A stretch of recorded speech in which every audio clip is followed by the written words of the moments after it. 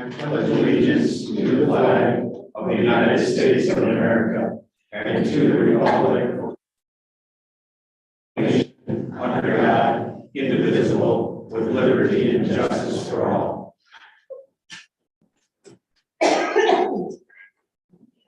Jessica, would you do roll call, please? Lassiter. Here. Nemechek. Conklin. Here. Moody. Here. Nehammer. Here. Quorum present. Okay, thank you. Our city manager, Michael Kane, is out ill. He's down in his office. He tested positive for COVID, so he'll be joining us remotely. And, so that's why Jessica is going over here. We may have a technical glitch. We'll get through this. Yeah. Could I have a motion to excuse the absence of Commissioner Nemechek? I would make a motion to excuse Commissioner Nemechek. Is there a second? Support. All those in favor say aye. Aye. And before we get any further into our meeting, I would like us to pause and have a moment of silence to honor the passing of Marty Vandra, the mother of former Boyne City Mayor, City Commissioner, and current Charlevoix County Sheriff Chuck Vandra. She passed away May 5th.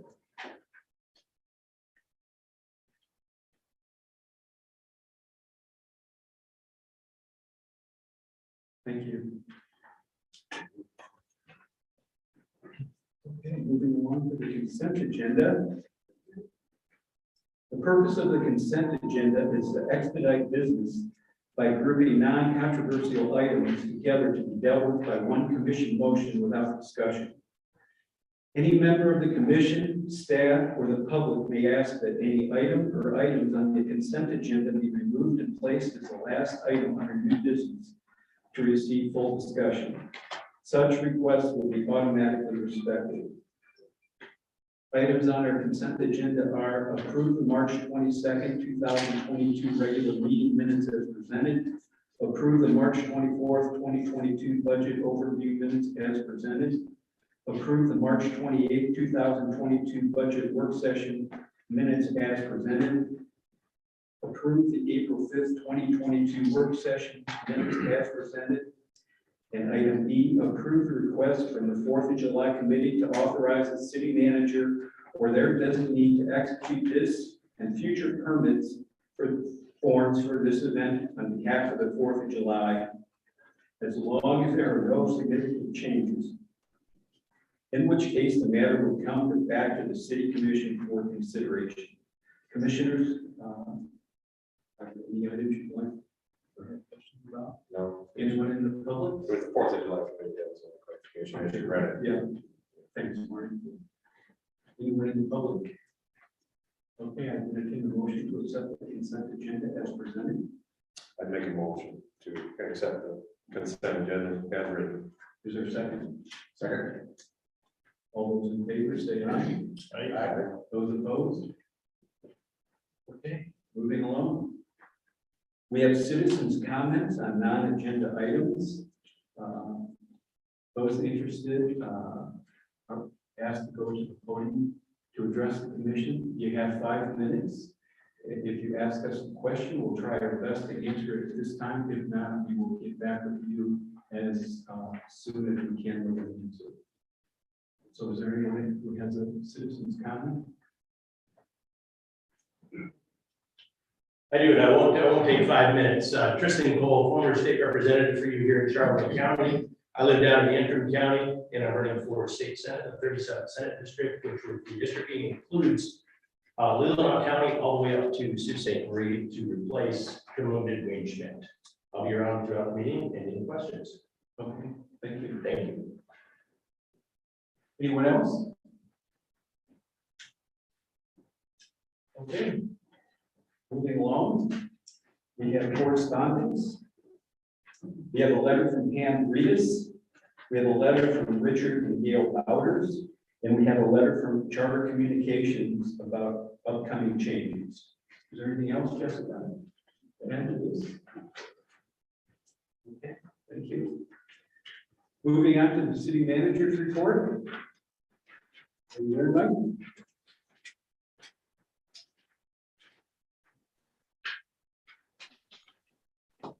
Hello, can you hear me? Ken? Okay, hang on a sec. And we'll see if we can do that one better. Okay, here I am. Thank you for putting up with me being absent like this or electronically, so at least I get to see how our systems work or don't work remotely. So as you mentioned, I tested positive for COVID over the weekend, and I'm taking a combination of sick and working remotely through the end of the week. On to other items. Our new assistant planner, Bonnie Chatona, was sworn in and began work last week. She recently served as a zoning administrator for South Branch Township of Crawford County for 4 years. She holds an associate degree in accounting and has previous experience in banking and accounting. So we're very glad to have her on board. The first of the City Commission's work sessions on short-term rentals took place last Thursday evening.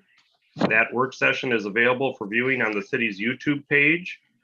People who would like to make comments or suggestions are encouraged to submit them to our planning department. The next short-term rental work session will take place on Thursday, May 6th at 5:30 p.m. right there in the commission chambers. We had a very productive meeting with State Representative Ken Borton on issues facing the city right there at City Hall last Friday.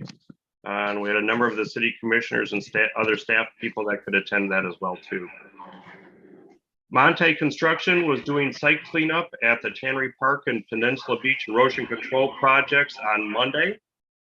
They began work on the final of their 3 elements, which is the North Lake Street Bridge this morning.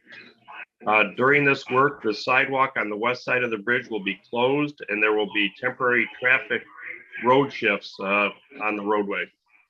While drivers might experience temporary delays during the course of the construction, the contractor expects to be able to maintain 2-way traffic throughout the construction.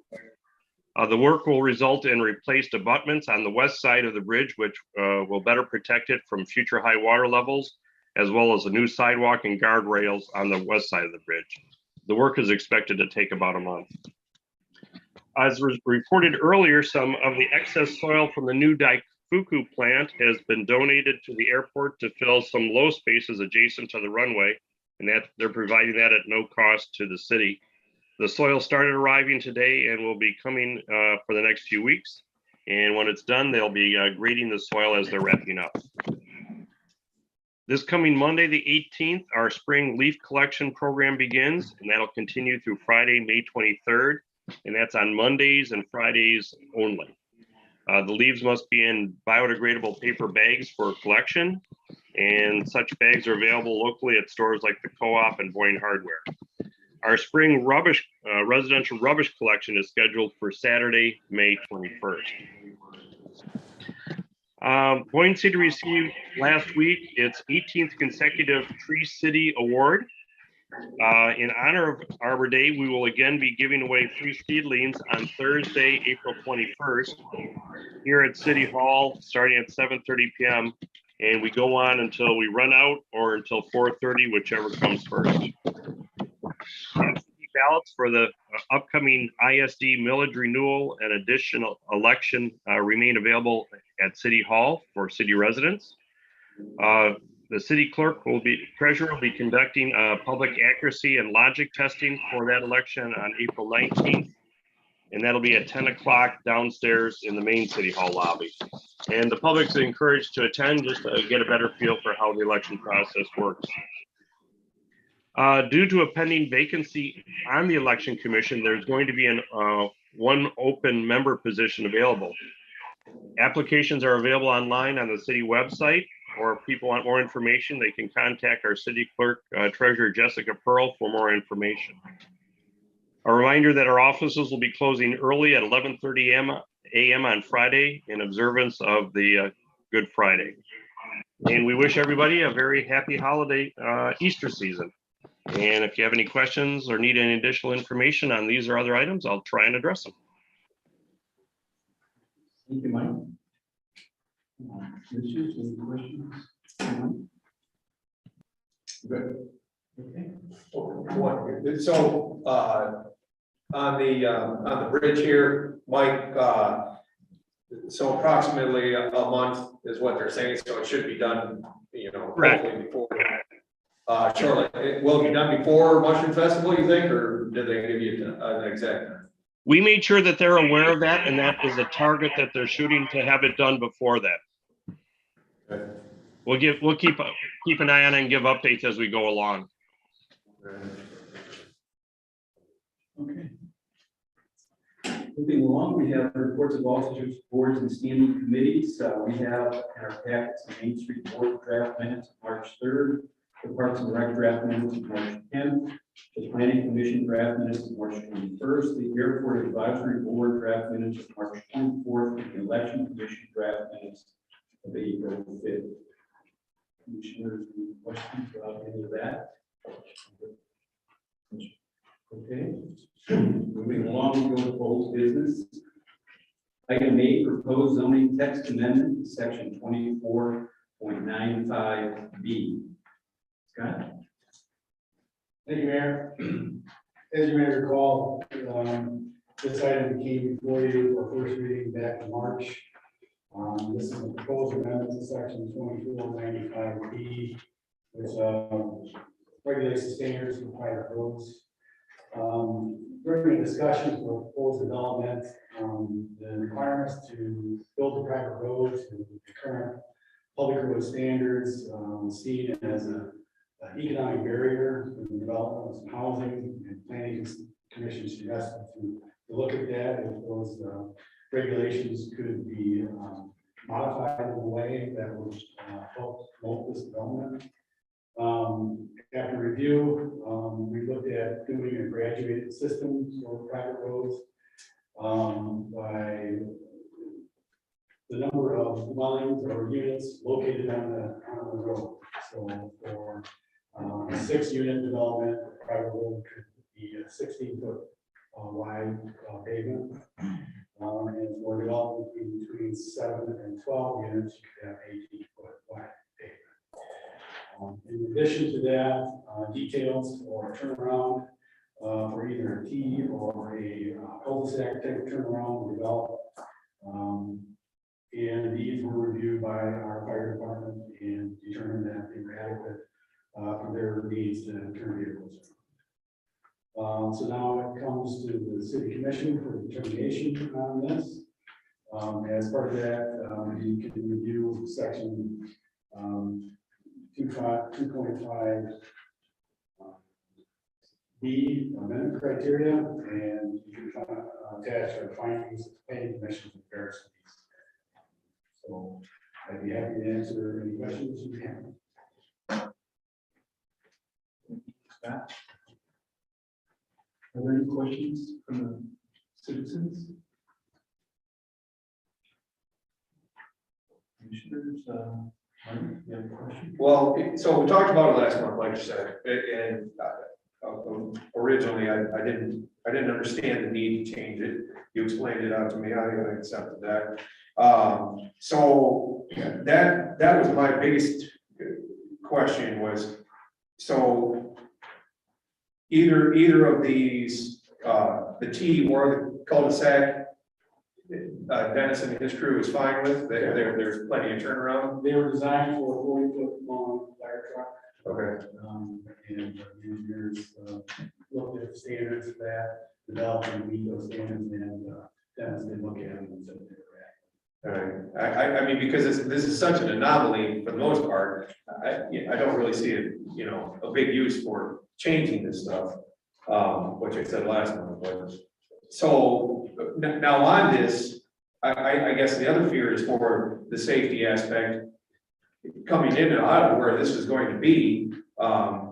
So there will be no cars allowed to be parked on this or whatever. This is just a drive coming, they'll have drives off of this. It's a private road, Yeah. so it's their private property. So Right. they would regulate how people park on it. It wouldn't be under city. Okay, so we're not going to be responsible in any way, shape, or form. We're not responsible for maintenance or enforcement agent. So their safety is their problem. Okay. Do you have any questions? No, I'm in support. This is another example of taking down a barrier. In this instance, it's a cost barrier to make property more affordable to develop. Seems logical to me. I'm in support. I'm the same, yeah, as long as fire department, EMS are good with it, that's my main concern. Scott, the only question I have, have you received any public comments since we last met? Why? Okay. All right, well, I would entertain a motion to text amendment. I'll make a motion to approve, to approve the proposed text amendment to Boyne City zoning ordinance 24.95B as the amendment meets the criteria standards of section 2.50B. Is there a second? Second. Jordan, second. Any more comment, commissioners? Jessica, roll call. Needhammer, Aye. Lassiter, Aye. Conklin, Aye. Moody, Aye. motion carried. All right, thank you. Moving on to new business, 9A, we have a public hearing on the proposed fiscal year 2023 budget. Mike? Okay, I'm coming back here. Hang on a sec.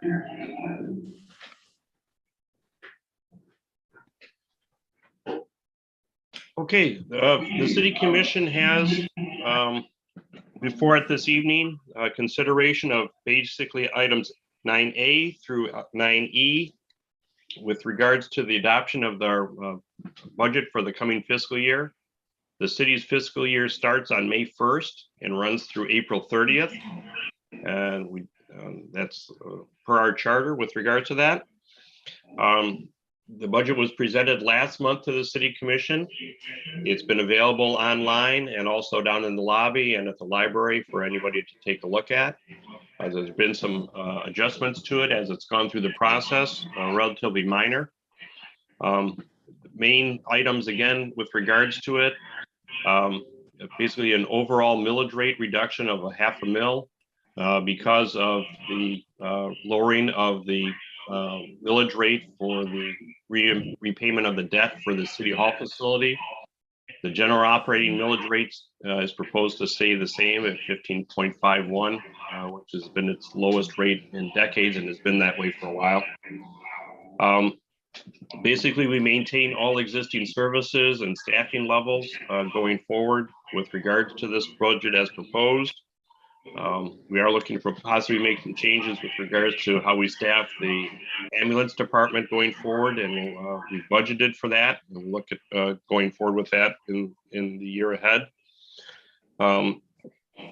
Basically, there are no major changes with regards to this budget, but as was discussed at various of our budget work sessions, there is a degree of uncertainty with regards to this budget as we are into kind of uncertain times with us seeing inflation rates again reported today that we haven't seen in decades in this country, which could have an impact on our operations. Staffing tensions with regards to just being able to find qualified people that are able and willing to work. And the rates that those wages now go for on that. So there are some changes and challenges out there, but the city is well positioned again. The budget as proposed maintains our minimum fund balance of 25%. The overall budget is about $15 million altogether. And I'd be glad to answer any questions that the commission may have with regards to it. Or the public. Okay, thank you, Mike. So I will officially open the public hearing at 7:20. Or are there any members of the public who would like to comment on the city budget proposal? Katie?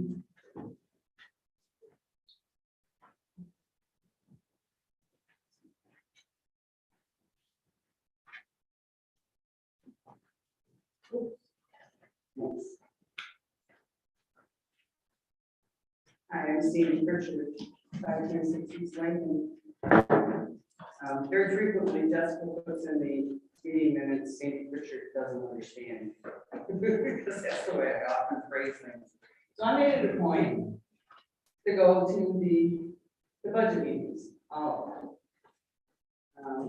The municipal world does operate a great deal differently, apparently, than the private world industry. It was a very interesting process to go through. It strikes me as though the budget document, the big 62-page item, is more of a forecast than a budget. The business world, you set a budget, that is the number, and that is what you measure yourself against for the following year.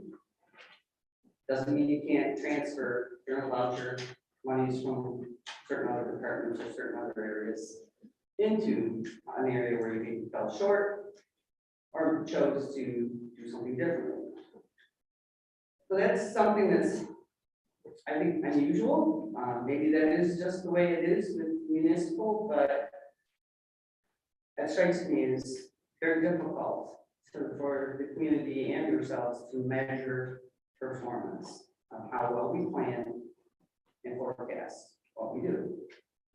I'm not sure why it is that way, but that's just something that I don't understand. It seems in some ways, at least, and I'm going to go to my passion, which is the marina, to forecast in there revenues that are unknowns versus knowns. We haven't received grants. We haven't received, there's $1,848,960 in miscellaneous income that is shown. And that got rolled up into the overall revenues. And those monies are possibly the bond and possibly the ADA grant, but those aren't revenues that we have that we can count on or take to the bank. Conversely, in the case of expenditures, we talk about needed repairs and maintenance. The grants may not come through. And there are going to be major expenditures that need to be done. The one thing that we talked about at length was the landside utilities, the electrical. That's a $600,000 potential expenditure that needs to happen. The young man who died in Traverse City in 2018 got electrocuted. So if we've got exposure out there, those are the kinds of things that are knowns in the world that I come from, the business. Those would be a line item. Again, we said many times, I heard, Mr. Kane say, you don't have to spend it. For example, in the street appropriations, if things didn't work out right, you don't have to spend it. Well, the same would be true of the utilities. For the marina, in my opinion, should be a line item.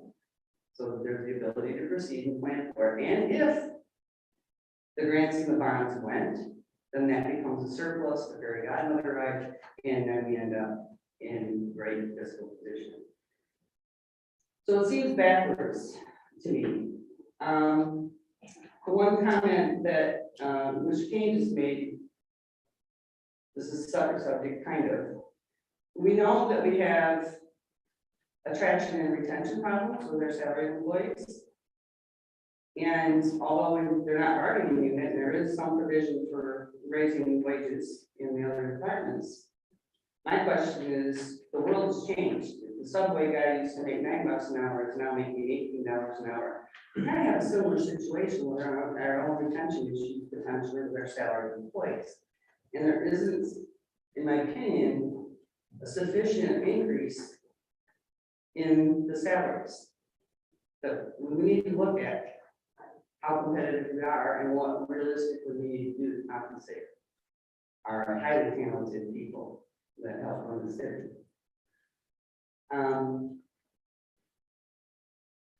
I guess I appreciate your indulgence for having me attend the meetings, but again, Maybe you don't have to wrap it up. when you have unknowns as revenues that are rolled up in total revenues, then potential is extremely high that we're going to fall short. Thank you. Thank you. Anyone else?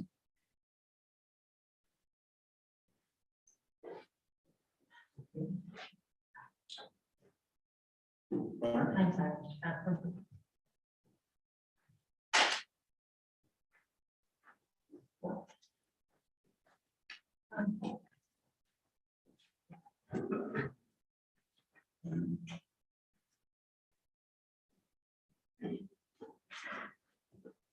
don't know what shown there, but 1003 Hall Street. It's nice to hear that we have such access to funding. I'm just concerned if we have such an excess and we made this money, I'm assuming on marina and other things. Why is the marina we have presently in such bad condition? We need to replace it. Because the marina we're replacing is for everybody. The marina that you want to bring in is for boat owners that really don't live within the city limits of one city that would be paying for that marina. So I'm just saying, it sounds like you have an excess amount of money.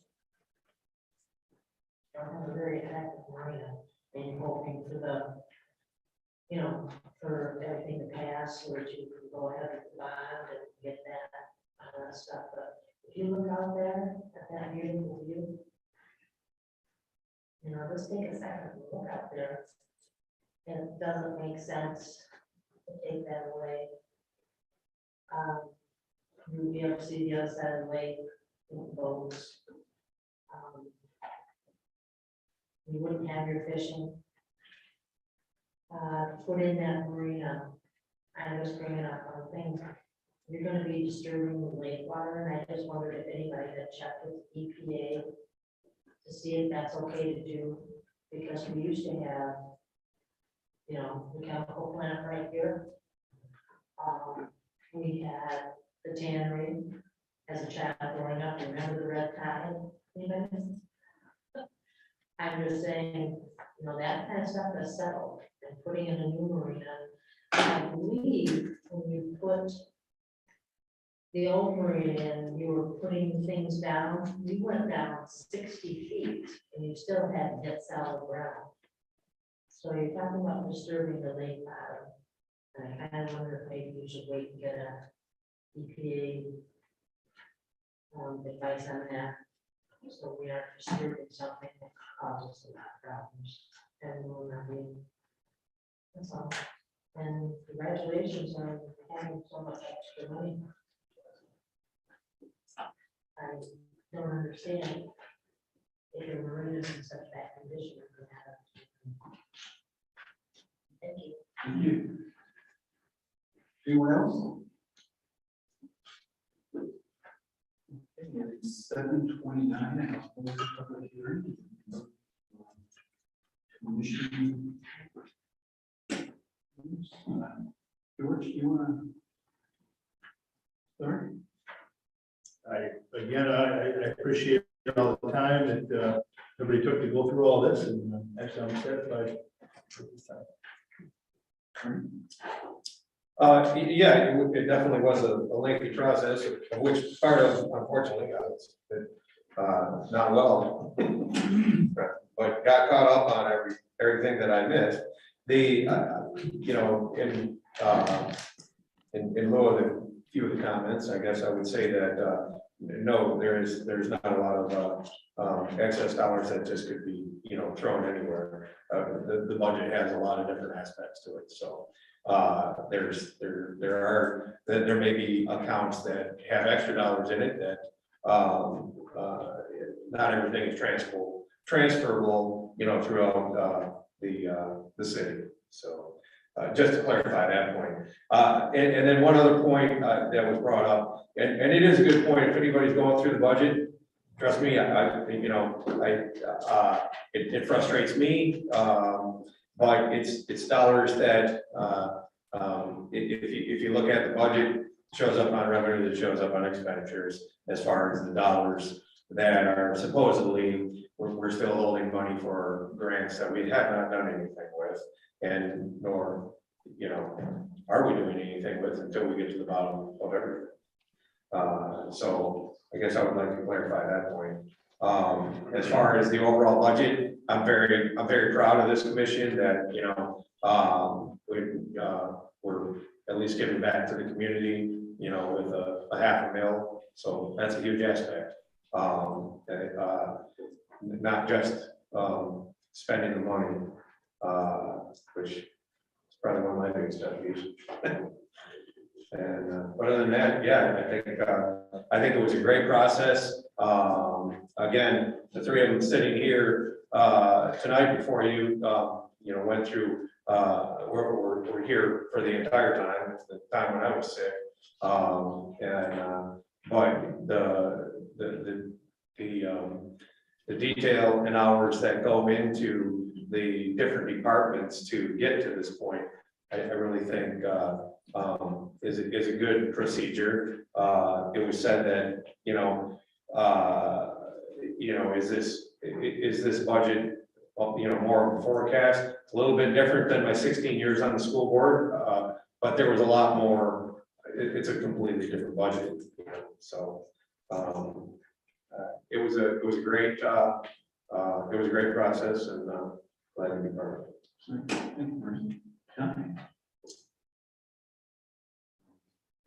I'm in full support of moving forward with this budget. I appreciate your comments, Marty. It is a process. It is an educational process. It is where all staff members, our department heads are involved and present the budget and present the reasons for wanting their budget. Sandy makes some good points that it is maybe more of a forecast, but my point is it's legal, it's ethical, and it's the proper way to do a budget, as we have received the last 5 years in a row. Accolades from the state for being from the auditing department that our budget is top notch, transparent, and very transparent, and so we are doing things correctly, and so I'm in full favor of moving forward. Thank you. I am too, and I would like to acknowledge the hard work of the staff, the department heads, our city manager. This is a very complicated process, and they've done it under very trying circumstances. And I'm proud of the effort that they put forth. The other thing I'd like to do is we get an annual audit, and it seems to just be numbers and an opinion out there that we don't completely understand. But that might be a good time as we're about ready to approve a budget to just listen to what our independent auditors said in our last audit. What matters more than anything else can be found in the opinion paragraph on page 12, which we write, in our opinion, based on our audit, the financial statements present fairly in all material respects the financial position of the city as of April 30th, 2021. This is a clean opinion or a gold standard. It should always be the city's goal to receive a clean opinion. The city is operating at a sustainable level. The general fund had an increase in its fund balance. The city has 5 months of reserves, which is in its fund balance. The city has 5 months of reserves, which is considered healthy. Not only is the general fund balance doing well, but other funds of the city are also doing well. Net pension liabilities are decreasing. The city is at 87% funding on its pension liabilities. This is on average 17% higher than other cities. In addition to having the financial statements audited, the city takes many extra steps to provide transparency to its residents. So, I just wanted to read that and, for us to understand that, we are being very financially responsible. We are investing wisely in the city, and I fully support this budget as it is presented. So, Mike, if you're there, I would call on you to the process that we should move forward with now and start approving the budget, different resolutions. Yes, you have, now that you've opened and had the public hearing, you can move on to the next step, which is the approval of the millage rate for the general operating fund. This is the 15.51 mils that basically provides most of the tax revenue for the city operations. Okay. That's item 9B. Yes, we have consideration to adopt a resolution to establish a general operating millage rate of 15.51 for the city of Boyne City fiscal year 2022-2023. Is there a motion? I would move to, consider and adopt the resolution to establish a general operating millage rate at 15.51 for the city of Boyne City for the fiscal year 2022-2023. As written. Second. Is there any comment from the commission or discussion? This is not something that requires public comment, is it, Mike, since we held a public hearing? It's at the commission's discretion if you'd like to open it up or not, but it doesn't require it. Is there any comment from the public? Millage rate? Okay, Jessica, roll call, please. Lassiter. Aye. Conklin. Aye. Moody. Aye. Needhammer. Aye. Motion carried. Thank you. Item C is a millage rate resolution for the city facilities debt service. Consideration to adopt a resolution to establish a city facilities debt service millage rate of 1.70 for the city of Boyne City fiscal year 2022-2023. Is there a motion? I'll make a motion. Tom? What you just read, so it's the, Item C. item C, to adopt the resolution to establish a city facilities debt service millage rate of 1.70 for the city of Boyne City for the fiscal year of 2022 and 2023. So noted that that's where it's a 0.5 reduction. But it's on the debt for this bill. Okay, thank you, Tom. Is there a second? Second that. George, is the second. Is there any comment from the public? Roll call, Jessica. Conklin. Aye. Moody. Aye. Needhammer. Aye. Lassiter. Aye. Motion carried. Moving on to item D, the Appropriations Act Resolution. Consideration to adopt the General Appropriations Act for fiscal year 2022-2023 resolution. Is there a motion? So, is there a second? Support. Any comment from the public? Sandy? I have a question. Hi, Sandy Pritchard, 126 or 526 Lincoln Street, section 6. It allows the city manager to execute transfers without prior approval of the city commission in an amount of $10,000. It doesn't limit the number of times that can happen. And I'm wondering why that is the case and why there isn't a percentage. I don't have an answer for that right now, Sandy. Maybe Mike can. If not, it's something certainly we can look into and report back.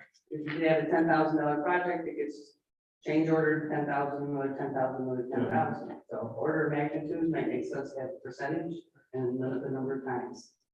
Thank you. Mike, do you have an answer to Sandy's question? That's language that's been in there for as long as I can remember. I'm trying to remember if there's ever been a time where I've had to use something similar to that, especially without bringing it to the commission's attention. Any significant changes, I always make sure that the commission's fully aware of them. Okay, thank you. Anyone else? I would just back it up and say that, again, after 16 years on the school board, it's the same, exact same $10,000 for the superintendent. But it was never, you know, while it was a move that could be made, it wasn't just, it wasn't made in silence. And, you know, it would always be reported back. So that's at least my history in it. So and that's why I was comfortable with it. I don't have a problem. But I appreciate the question. Roll call, Jessica? Moody, Aye. Hammer. Aye. Lassiter. Aye. Conklin. Aye. Motion carried. Okay, moving on to our fee schedule resolution. Consideration to adopt fee schedule for fiscal year 2022-2023 resolution.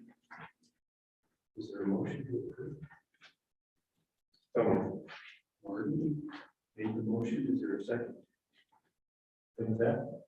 George, second. Any comment from the public? Roll call, Jessica. Hammer. Aye. Lassiter. Aye. Conklin. Aye. Moody. aye.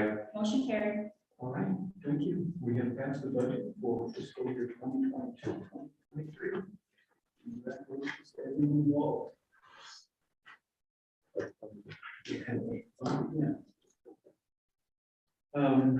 Moving on to paving the public alley maintenance. Paving the public alley maintenance agreement. Scott?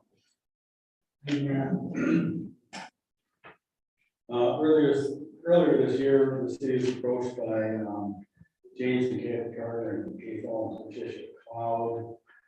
They're property owners, they own 2 parcels on a corner of Paul Division. And this is regarding the development page of that alley to access those parcels. They are anticipating building homes on those 2 parcels later this year. And in conjunction like that, they want to have primary access off this alley, which borders these 2 parcels on the south side. The alley is the remnant of an alley that went all the way through, but the remainder of it was vacated, and this 132 feet remains. So if this maintenance agreement is approved by the city commission, the draft of their agreement is supplied to you. The next step would be for them to submit a right-of-way permit to the city. In typical fashion, it would go to the DPW director, but since we don't have one, I would anticipate submitting this permit to either our consulting engineers who review and make sure that those construction is acceptable. And that right-of-way permit would require an engineer plan showing the pavement width and design and construction, how the grading would go, and stormwater would go, and any retaining wall that would have to be built. Sidewalk replacement, there's an existing sidewalk there that's currently 4 inch, they have to replace the cross section with 6 inch concrete. But that would be the second step. First step is for the city commission to agree to a maintenance agreement, and that has been past practice in cases like this, where the homeowners would bear the full responsibility for construction and future maintenance of the alley. It would still be a public alley, and so it would still be open to the general public, and all the applicable rules will apply to that. So this request is put in front of you today, and Dean from Harold Homes is the representative of the homeowners. Any questions you may have. Thank you, Scott. Is there anything you'd like to present to the commission about the project, or? No, I'm just really just here for more for support. If there's any questions that you guys have, why they're doing it or what the intent is, I can certainly help you with that. Okay. Do you mind answering those 2 questions? Sure. Why they're intent? Yeah, would you mind? Oh, sure.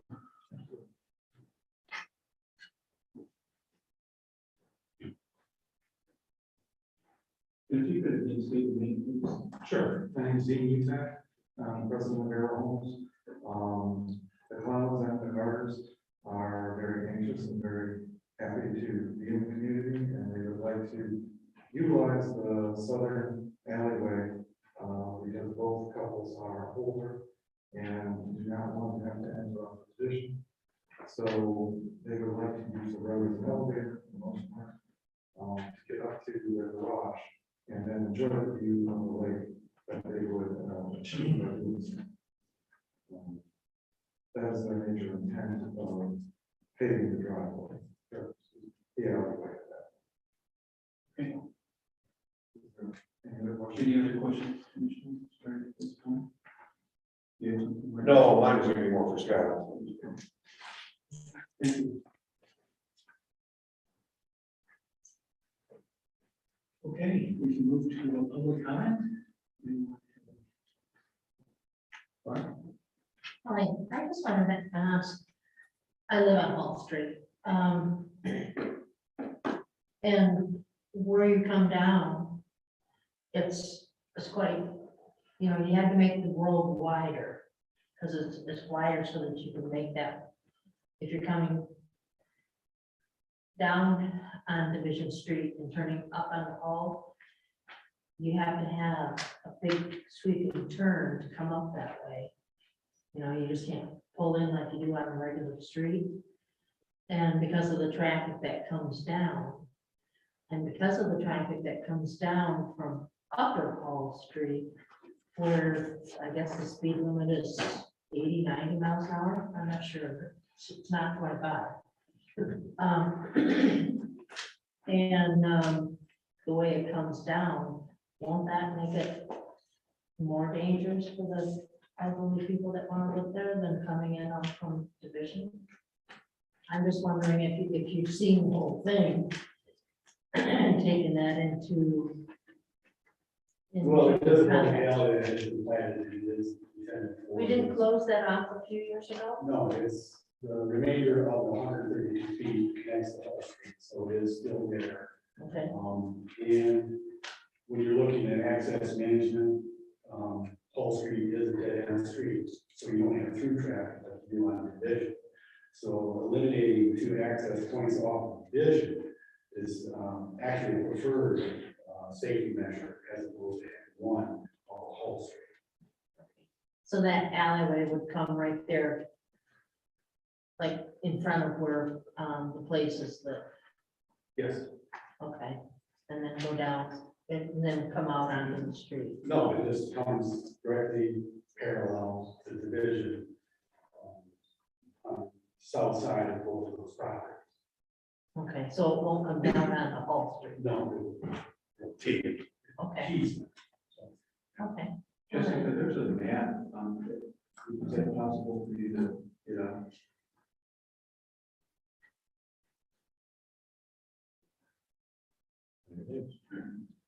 Could you enlarge?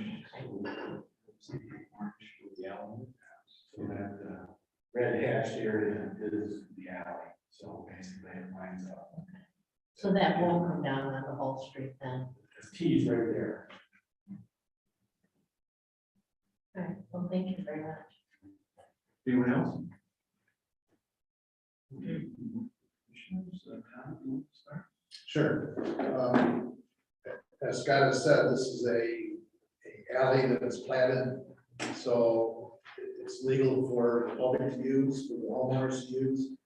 And these two homeowners are asking to pave it at their expense so they can access the two building sites, which is in front of the Place's house, which is the corner of Division and Hall. Those lots have been for sale for a long time. And now, unfortunately for Places, they get two houses in front of their house and a big alley. The alley's been there, it's a public alley. And, but fortunately for Boyne City, we have two new homes being built using a safer access. And they're paving it out of their expense, so it makes sense to me. Okay.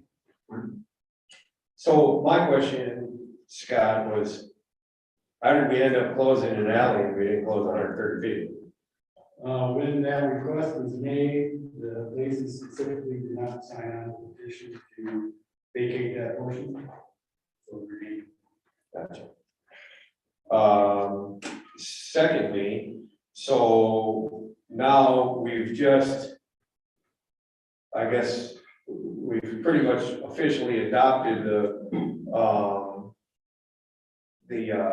private road. I understand that this isn't a private road, but how is this gonna be different than 6 or less on this private road has to be 16 feet, and this is gonna be a 12-foot? well, this is not a road, it's an alley. Okay, There's a specific difference. You only have 16.5 feet to work with an alley. right, So typically, you pay 12 feet of that alley. And that has been past practice in other alleys have paid.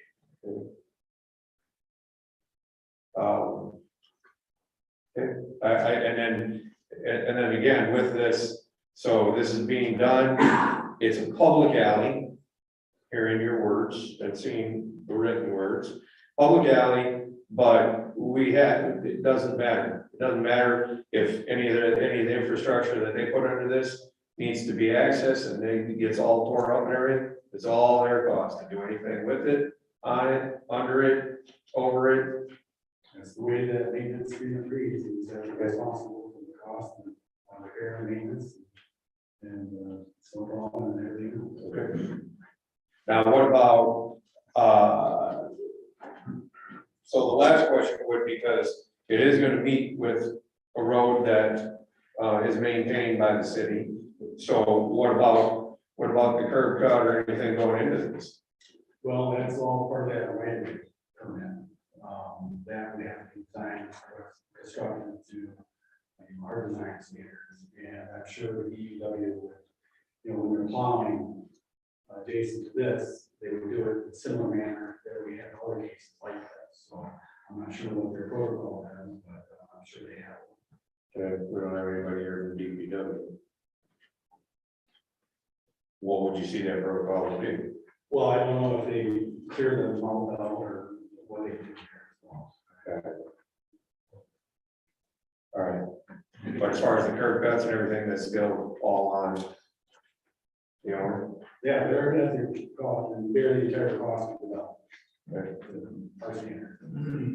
Okay, I just want to be extremely clear on that, so. Anything else, Mike?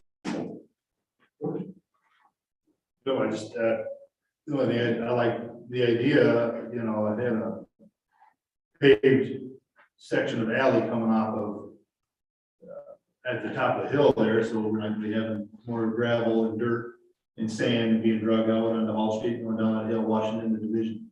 I think it's gonna be a lot cleaner, better for everybody. Okay, thanks, George. I fully support the recommendation, so I entertain the motion.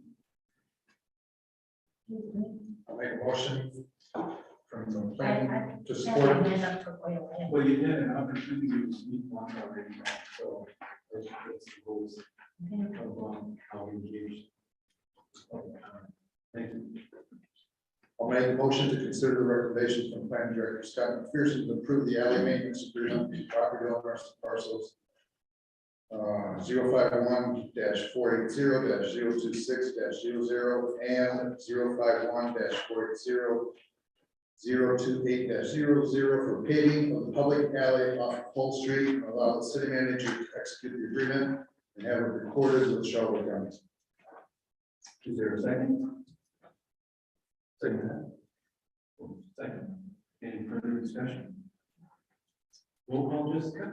Conklin. Aye. Moody. Aye. Nehammer. Aye. Lassiter. Aye. Motion carried. Okay, thank you. Moving on to item G, Stakes parking request. Consider the recommendation from city manager Michael Kane to deny the request of Stakes to lease the parking spaces as proposed. Mike? Thank you, Mayor.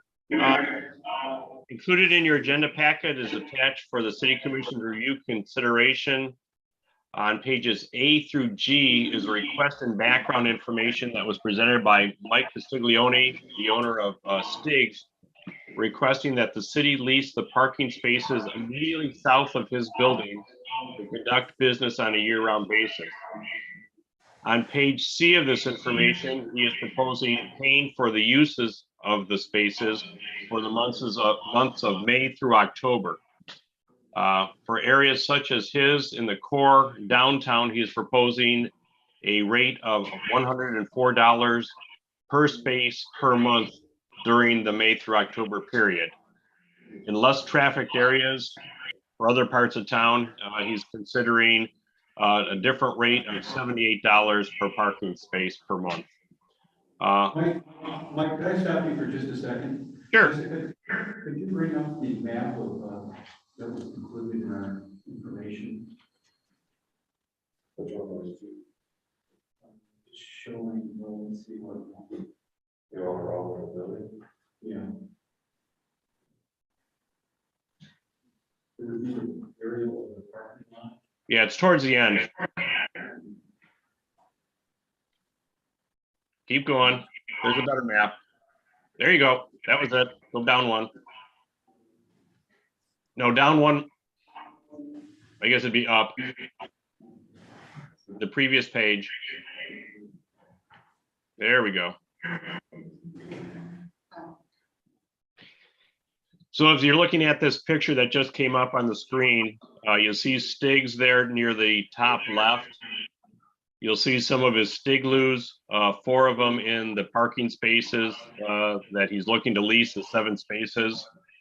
Actually, in those spaces now are some Stigloos, and there's also one of his outdoor grill barbecue things right there with a cover over the top of it.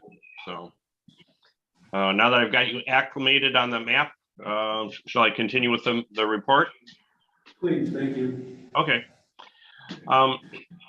So anyway, we're going through the rates that he was proposing to pay for it. And he does, there's some calculations in there and some comparisons with Petoskey. We haven't charged for rates in the past, but these rates look a little bit low for tying up community parking to me.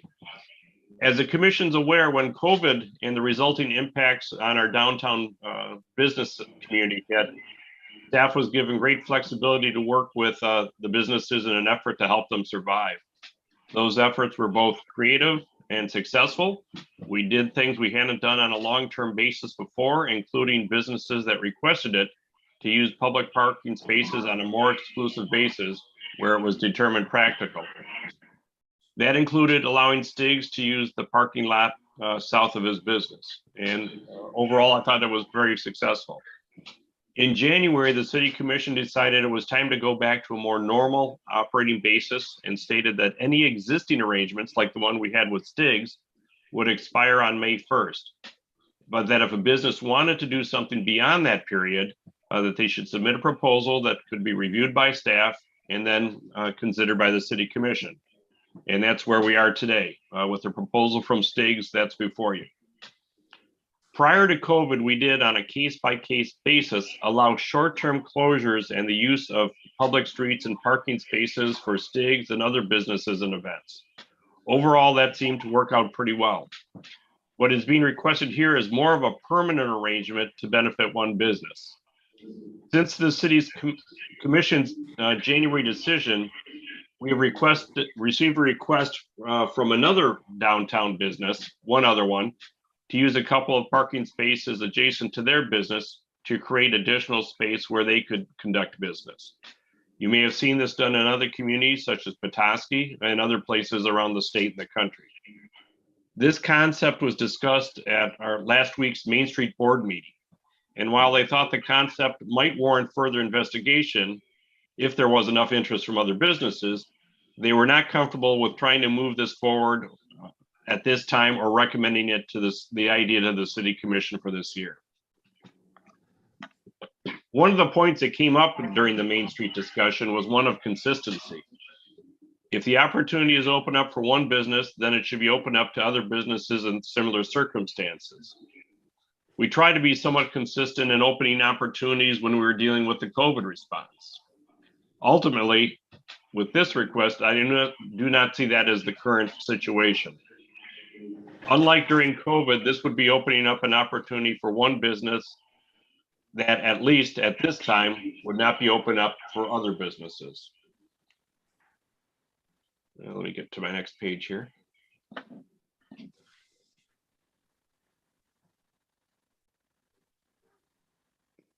It's also important to note that our public parking is a public asset, and it's meant to serve the entire community. The spaces next to a business are not intended to be for the exclusive use of that business with or without a fee. Without a comprehensive plan or program in place to use our public spaces in a way that generates benefits for the entire community, I have a hard time recommending that the City Commission approve the request as currently presented. I should acknowledge that having viable and attractive businesses in our downtown, such as Stig's, is critical for the long-term success of our community. Mr. Castiglione in his materials speaks to the impact that the use of abutting parking lot and the spaces has had up to this point for the survival of this business. The commission may wish to consider whether it feels that some sort of allowance would be prudent at this time. But based on everything I've heard from this commission, the Main Street Board, and just the issue of consistency, I basically had to come down with a recommendation that the City Commission deny the request of Stig's to lease the parking spaces as currently proposed. And then I give you a number of other options if the commission seeks to consider them. Okay, thank you, Mike. Mr. Castiglione, you have seen you. Sure.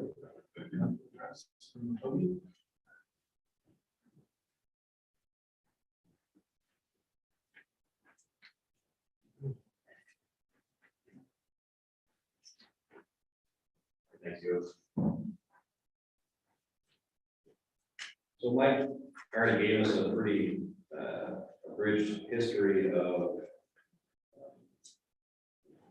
how it came to be.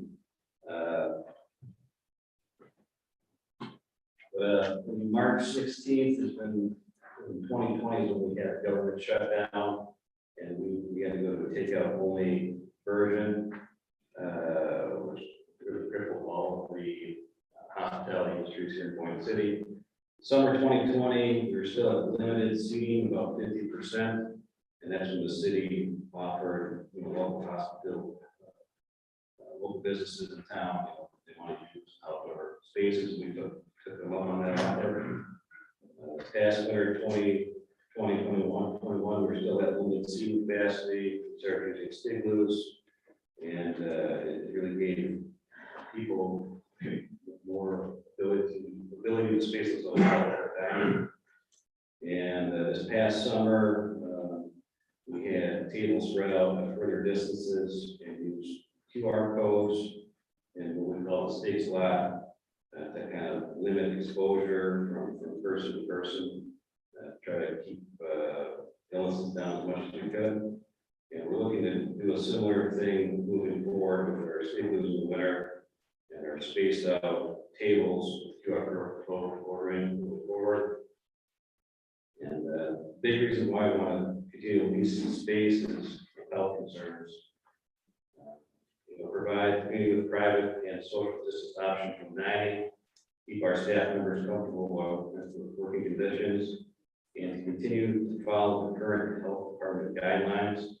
And by doing, how do we do this? With our stigloos, private dining areas, spaced out tables, and QR codes for less interaction between staff and patrons.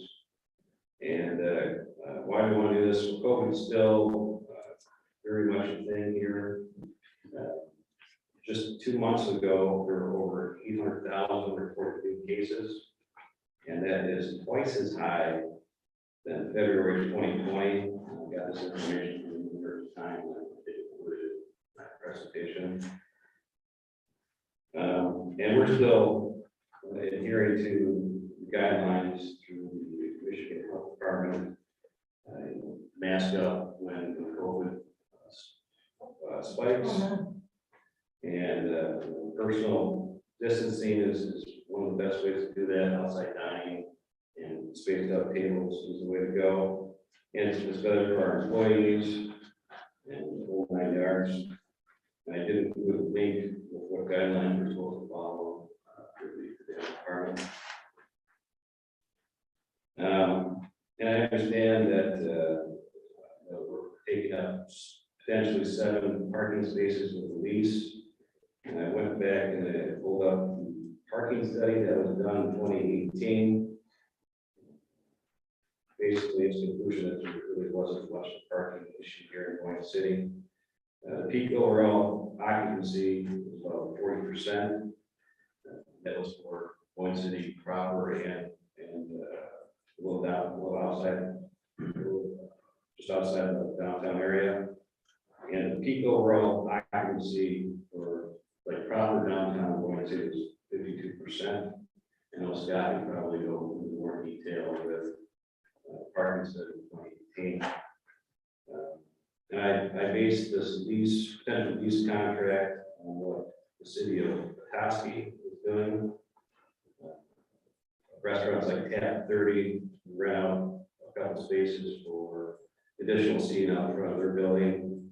And I contacted Becky Goodman, who's director of downtown Petoskey, and she stated renting parking space for a dining deck is $200 per month. And based loosely on the amount of revenue that we generated in the space for rent 9 hours a day, 6 days a week, about $260. And she went on to say, as we move ahead, we recommend that they be allowed by ordinance. So it's kind of a new thing for them that they're doing. Same thing in Boyne City. And how I calculated, $104. Like I took what the task was doing, $200, multiplied that by our peak occupancy of parking spaces, which is 52%, and you know, around $4 a month. So my conclusion is basically, Stingsbury Kitchen has already demonstrated success that an extended outdoor area in Boyne City can provide during a pandemic. And Boyne City more viable options when it comes to dining outdoors in the summer, and as Sticks year round with his Stig News, provide people with options for distance dining, a much safer means, and the COVID spike of just 2 months ago, reaching 800,000, I would say we're not out of the pandemic yet. And I do have, a copy of the Petoskey lease for the parking place. I want to get a copy of that. Unless it was, I didn't see it in our packet. Okay, it was nice. Like look at this one. Yeah. Justin.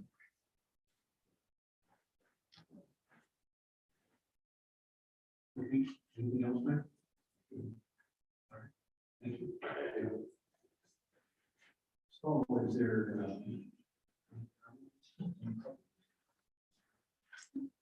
Dan?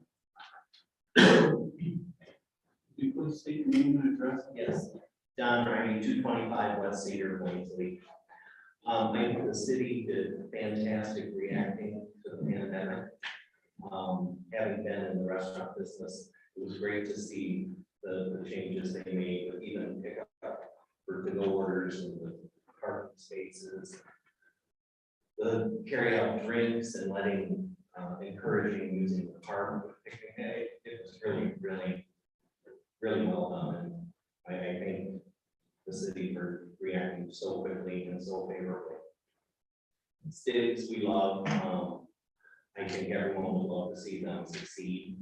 It's very hard to make it in the business, and this outdoor Stig Blue situation has helped them tremendously. And I would like to see, I'm for renting the spaces, and it may not be forever, but the pandemic isn't over, and I hate to see them lose that opportunity and have financial troubles. And so I'm for leasing them the spaces. We have a lot of parking downtown. We now just purchased by BC Tap Room, a lot of new spaces. And if you're at Stiggs and you look down the street, there's a big parking lot across the street. The street is in the off season, there's no one even parking there unless it's during the day or in the evening when most people go to Stiggs. There's tons of parking. And so it would benefit the citizens because you would get that rent.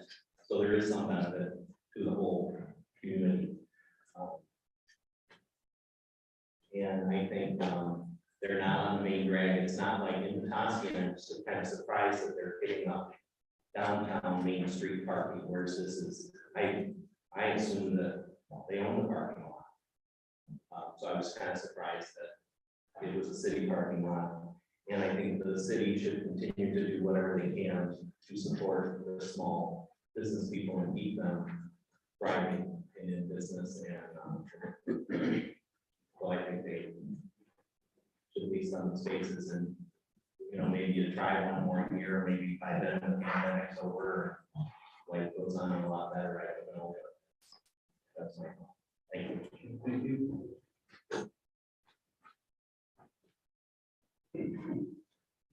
If you're interested in speaking, you can move over to the corner and be ready to go. Pastor Street. Is he talking about that whole parking lot right there? Because last year, Do you see where the stigma? right, Yeah. but he usually blacks that whole thing out. He's had it blacked off, but the truck has had it roped off before, and they have their whatever.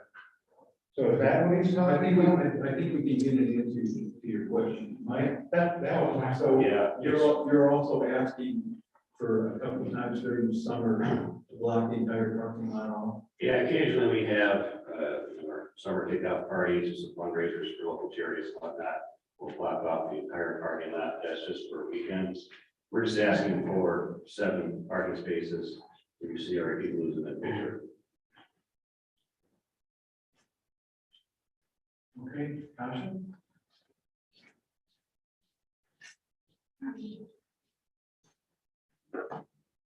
My name is Natasha Heiselberger, originally known as Natasha McManus, most people know me by that. Born and raised here, also an employee of Stiggs. Just to touch base on this from an employee standpoint, this isn't just a parking space, this is a livelihood. He's managed to keep us all employed, give us hours. The outside dining has really formed an experience for people in downtown Boyne City. They like the experience of sitting outside. They like the idea of not having to be crowded in a restaurant with their kids when they're a little more leery about the pandemic. As Mike said in the beginning, we were talking about finances, and he had brought up the pandemic and people, you know, still working to do better. The pandemic is definitely not over. A lot of us are still struggling being out of work. A lot of us are still struggling to make our bills. The pandemic affected all of us, and to just think that because it's kind of going back to normal, that it's not still here and businesses aren't struggling. That's a hard concept for me to gather. That, you know, when we were going through a pandemic, this man helped his community and opened a nonprofit to feed your people, our people. And that's something that we're still doing. You know, by removing those spaces, it limits his staff members, it limits the amount of business that we get. We're still struggling, we're still trying to get on our feet, we're still trying to do the absolute best that we can. And by eliminating this for our restaurant, it's going to force us to struggle where we're getting back into one summer of somewhat normalcy. And when we get into that, that's when we pull it away from us. You know, I asked if you give us maybe a year or two to get back on our feet, to see how we can maybe incorporate something else in the future. But the pandemic isn't over, and we as a whole, we as a business, we as a family are still struggling. We need this. keep going. We need to get out of the gutter too, so. that's all I have.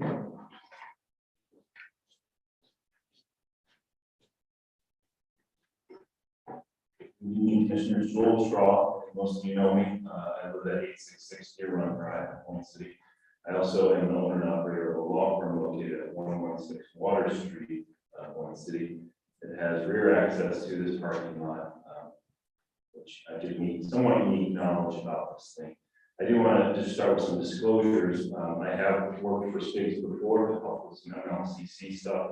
I'm not here in professional capacity tonight, hence do a tie. I do know Mike, I don't know him well. We don't hang out on the weekends. I'm here because I think I have unique knowledge to this particular situation. I would point the commissioners to the photo in this on the screen. You can see the parking situation when that photo was taken. It appears to be midday. And typically that is what the parking lot looks like. I've been driving into that parking lot and parking there for about 15 years now. And I can tell you that that's typically what it looks like. You'll see there's plenty of spots available. This does appear to be a summer day in this photo, as evidenced by the green grass. The only time I've ever had trouble finding a parking spot was the Boyne Thunder, 4th of July. Beyond that, no problem. I also have my wife who works at the office, my father who used to work at the office. I've got one assistant. I lease a space to a CPA. I've had renters above my office. Nobody has ever complained to me about not having anywhere to park. Not been an issue as far as I know. I also think the commissioner should look at part of my packet that has a list of business owners that sign what amounts to a petition.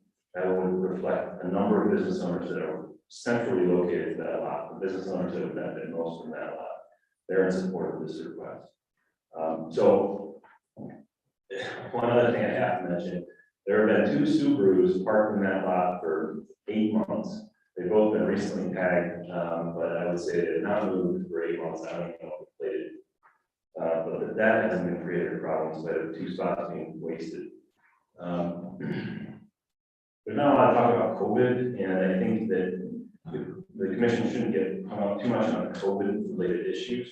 I think the commission should look at this issue as an asset management issue. You've got parking lots, and Mr. King has indicated are assets. I don't disagree with that necessarily. But you've also got States, which is a tremendous community asset. Draws a lot of people to the area. And again, I don't know Mike well, but whenever I'm at a community event, he's there. He's pitching in, he's lending his hand. And I think that that's honorable. I think that it is not uncommon to use one asset to support another asset. And that's what I think the commission needs to do here.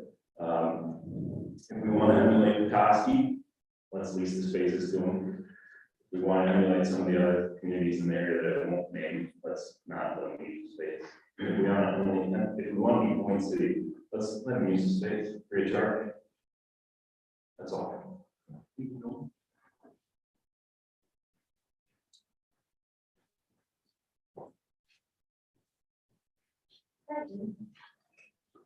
Yeah. 103 policy consideration. I just wanted you to take a look at that picture and see those stickers. Also in the summertime, when they aren't there, you see the picnic tables are outside, and a lot of people are out there. Your kids are out there, they're playing the games that he provides.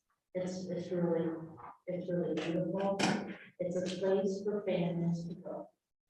And, you know, whenever there is something happening in Boyne City, I've been involved in a lot of things here. It's just there. You know, look at that, be a friend. I don't know how some of your seniors up at the senior center would have gotten along. Would have gotten by this past winter without that being on Sunday, because their cafeterias were closed. And they have a very limited income. They were able to go down there and get a meal. I think that was really kind. The pandemic isn't over. obviously, Mr. King has. And, are you thinking of taking away the parking space from the cafes out there too? Because he has tables out there. And they're using that, and that's at the end of one of our city streets. I wouldn't think away those either.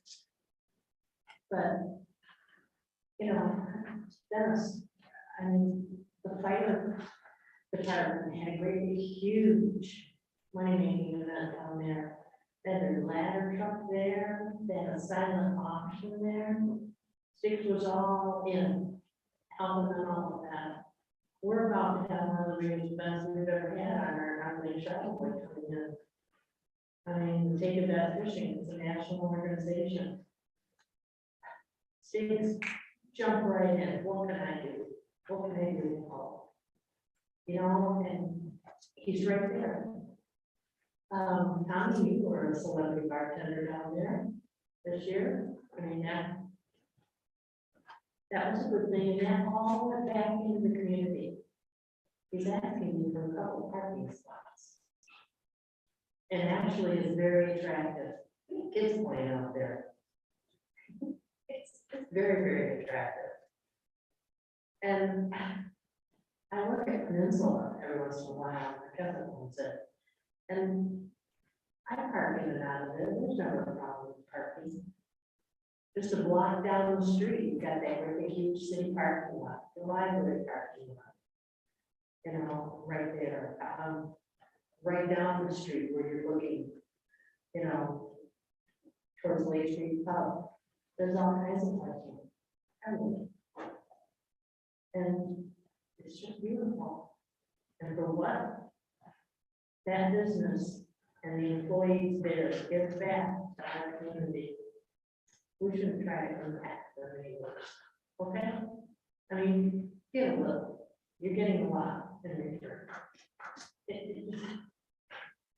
I just can't believe this is even up for discussion. This is very, you know.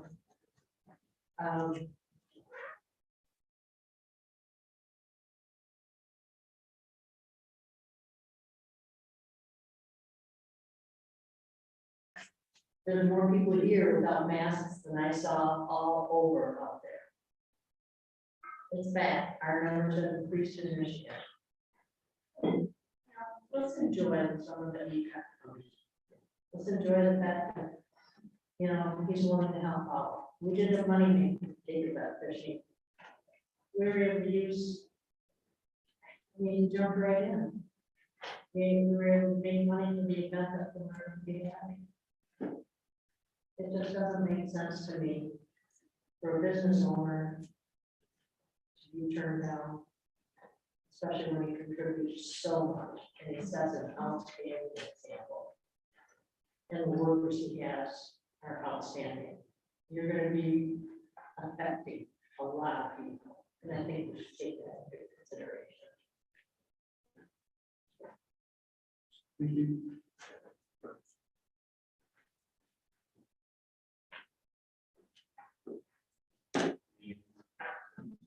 My name is David Shanklin.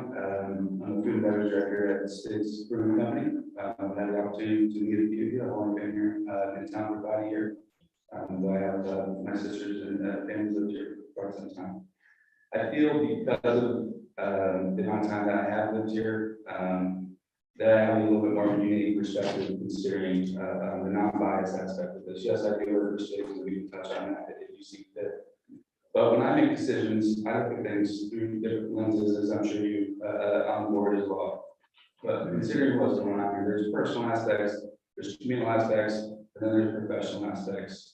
I mean, first, for me as a personal and dealing with compliance within a city, there are aspects I think that most of us will agree upon. There should be a fairness. There should be some precedence that needs to be considered that can be applied moving forward. That balance should also just be provided to everybody as an opportunity, and then those policies can be upheld. There's nothing wrong with starting a new standard, as I see it, from a personal perspective. You know, that's no caveats, no carve outs, no nothing. I'm not asking for specific beneficial treatment for one business, but this isn't, this hasn't, well, I'll deal with it next part of that a little more.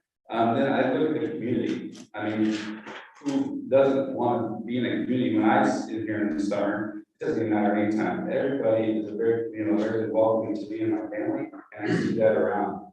In summer and winter, we do have a community that you guys can tell me which one of the numbers more, triple, quadruple in size, basically. The services in this town cannot always keep up with the standards of what this town is trying to do in a hospitality manner.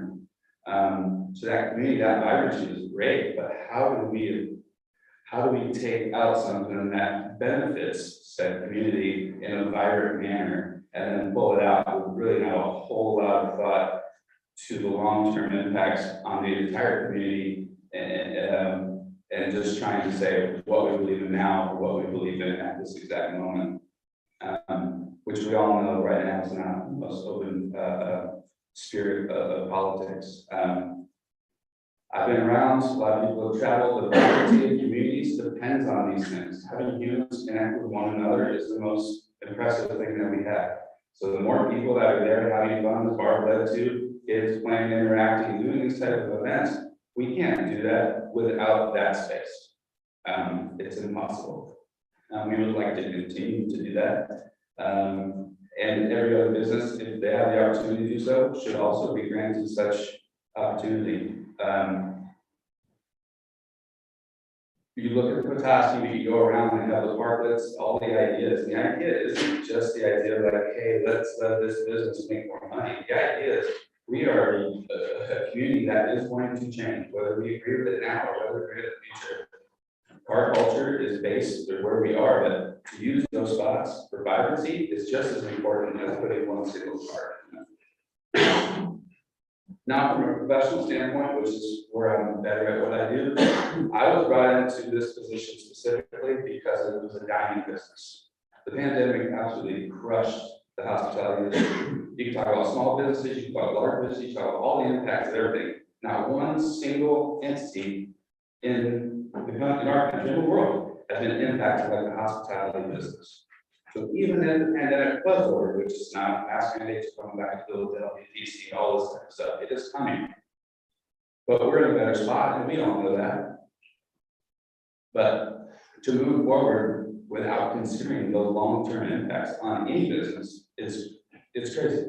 I sit in meetings and I bring numbers, I analyze numbers daily, weekly, monthly. I've provided cross analysis month to month, year over year, since the beginning of this business to today. And I'll tell you right now, in no business, whether they believe they're being successful or not, if you look at their books, they are behind. They are way behind. There are bills still due. There are people that are in line waiting for things, but they're being patient because of the pandemic. I just don't see from a professional standpoint or from from a professional standpoint, how this decision to negate or not allow us to use the spots has any positive benefit on the community that outweighs what actually happens there. And I would just urge in this final decision making to consider a much more than just our current now, and consider all of these long-term impacts, consider what the long-term vibrancy of this community would like to be, and also consider what your personal wants would be. I mean, literally, if you just want to park a car over having 20s and 30s and 40s amount of people interacting, I mean, that's a personal decision. I would disagree with that, but that's why we need to have a talk. Excuse me. Yes, 5 minutes. I did not know I was given granted 5 minutes, and we knew where. I appreciate that. Well, if you see right. I know, I just urge you to vote to consider this motion approved for 6, and also future businesses that they have the availability. Thank you. Thank you. I have a question. I live in Boyne City, City Commission. Oh, no. So my name is Lee Biles. I live in Cassie. I frequent states. My question, I guess, to the board, McKenna County City Park Grill, those parking spaces with meter. In front of Cat 30, those are parking spaces that are metered. those parking spaces that they're occupying, they're not needed. So if you're making money on something that would be taken for free, I don't see why it wouldn't be an option for the business to make money. You guys are making money that would be not available. So I think it's just kind of have to be mean, a common sense thing to where he's going to pay for those spaces that you would be making nothing on. And like Mr. Shaw said, we've been there and those parking spaces are open. I mean, if there was 2 cars that have been there for how long, that have been tagged, you know, we haven't had a spot where we come here, we couldn't find a parking spot along the road or in the parking lot or in some other spot. But he's donated a lot of time and a lot of stuff to Boyne City, and that's why we do come here to visit his establishment, because of all the time that he does put forth towards the community, and I'm a very community-based person. And Thank you. Anyone else?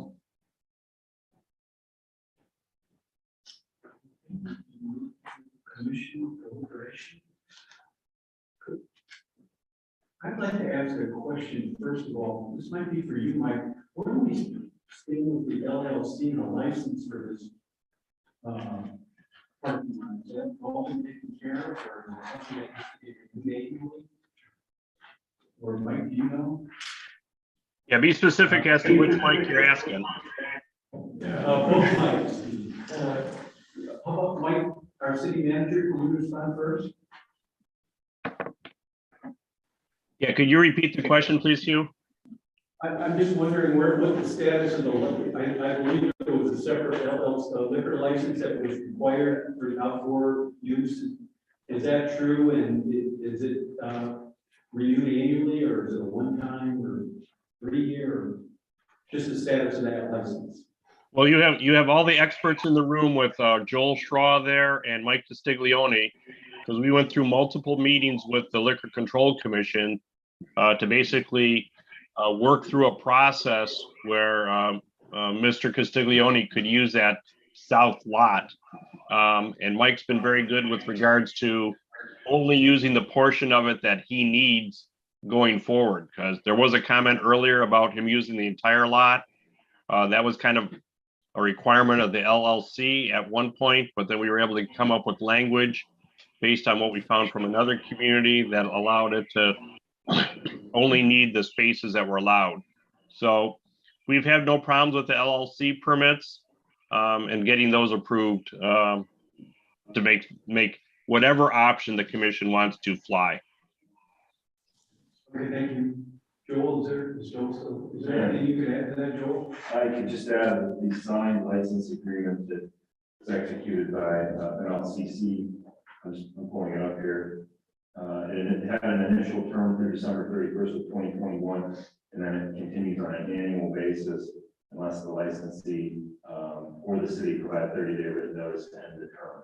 So essentially, it's an annual lease that automatically renews absent some termination. Okay, thank you. Commissioners, do you have any general questions?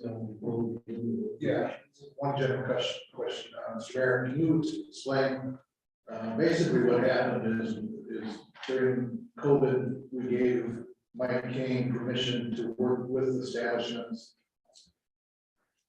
as a process to do it more quickly, more efficiently, and not become a board decision. And then after the election, we made the decision when 6 weeks ago. It was in January, I think, our second meeting in January. So our second meeting in January, we voted to make this a board decision, not just the city managers. Correct. So I just want to give that a little bit of history. When I correct that, that'd be correct. There was a request to extend until the end of 2022, and it was a commission decision to continue with it until May 1st, and then we consider each individual. Okay. Is that how you understand the commission? Yes. So that's why it's before us. I just want the audience to know that. Okay. I didn't use my 5 minutes. You have one out, the rule, is you have one opportunity, we're not going back, you go ahead if you have a question. I do have a question. I mean, this is before you all, and you all represent the voting public. But I just want to know, Do you have a question? how many, Do you have a question? yes, Okay. do you really feel that it's necessary to take those parking spots, away those few spots? Okay, thank you, Mark. What? The staff and the Or, district or building you is said done you said some the work. opportunity to tell us that, so Okay. we appreciate that. Thank you. Tom, you want to start? Sure, I'll start. With respect to Main Street, this was a topic, Marty, you correct me, that Main Street we talked about quite at length. And you know, it's written up what the conclusion was, the recommendation was, I can understand that. But with respect to Main Street, I'm very impressed with the 18 businesses that have basically signed a petition in favor of granting the 7 parking lots. And we received a letter today from the chamber director, Patrick, and speak on behalf of the chamber in favor of providing the 7 parking spots. The letter was from Kim Akins, the chamber executive director from the board, signed by Patrick Patrolka, who is the chamber board president. Thank you. Okay. So he was that letter representing the 350 some chamber members. Well, it was written by the board on behalf of their membership, so And technically, yes. you can interpret that. I don't know that I would say that. Fair enough. So I think that what we gave Mike Kane power and worked great. We kind of pride ourselves in Boyne City for, hey, let's try things, and if they work, great. If they don't work, then we can reevaluate. I think that the evidence is that this needs, this is a necessity, maybe not a necessity, but very advantageous. 7 spaces increases the table space, increases the volume, and so that's been proven. It's been also spoken to by Joel that the parking spaces are not much of an issue most times, except maybe busy July weekends. I also, so I guess to make long story short, I support giving them 7 spaces. With that being said, I support also maybe having the discussion further and maybe make it 6 spaces. Maybe configure it somehow that it works for everybody, maybe not the full 7 spaces. I also am in favor of, if likewise businesses come to us and request space, that we look at the merits, and I think last speaker, vibrancy is much more important than 7 parking spaces. I thought that was well said. The vibrancy of our downtown, the vibrancy of what Stig's, and not just Stig's, any other hospitality establishment can offer to the vibrancy of downtown is more important than 1 to 7 parking spaces. And I would supporting other businesses coming to us with this proposal. I also think that historically, we have never been in the business of making money off of parking spaces. We haven't had meters downtown in, I don't know, 20, 30 years. Do you remember when last time we had meters? Ever? 70s. Yeah, that was 40 years ago. 40 years ago. And we got rid of them because I'm assuming that it wasn't worth the effort. I would propose that back to establishing precedents, I would think that we don't want to make money off of the 7 parking spaces.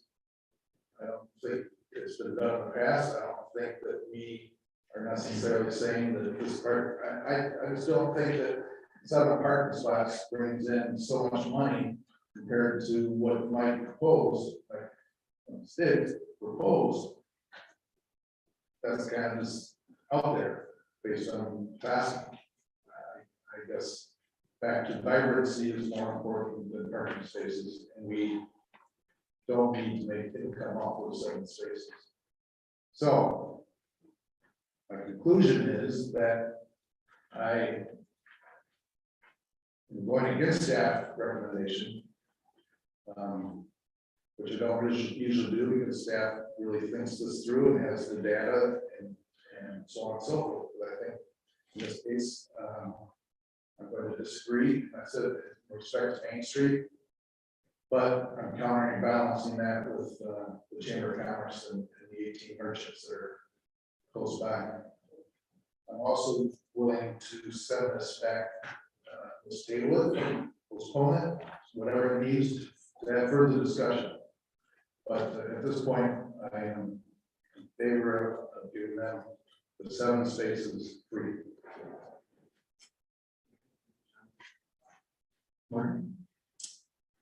Okay, so John made quite a few points, some broader than others.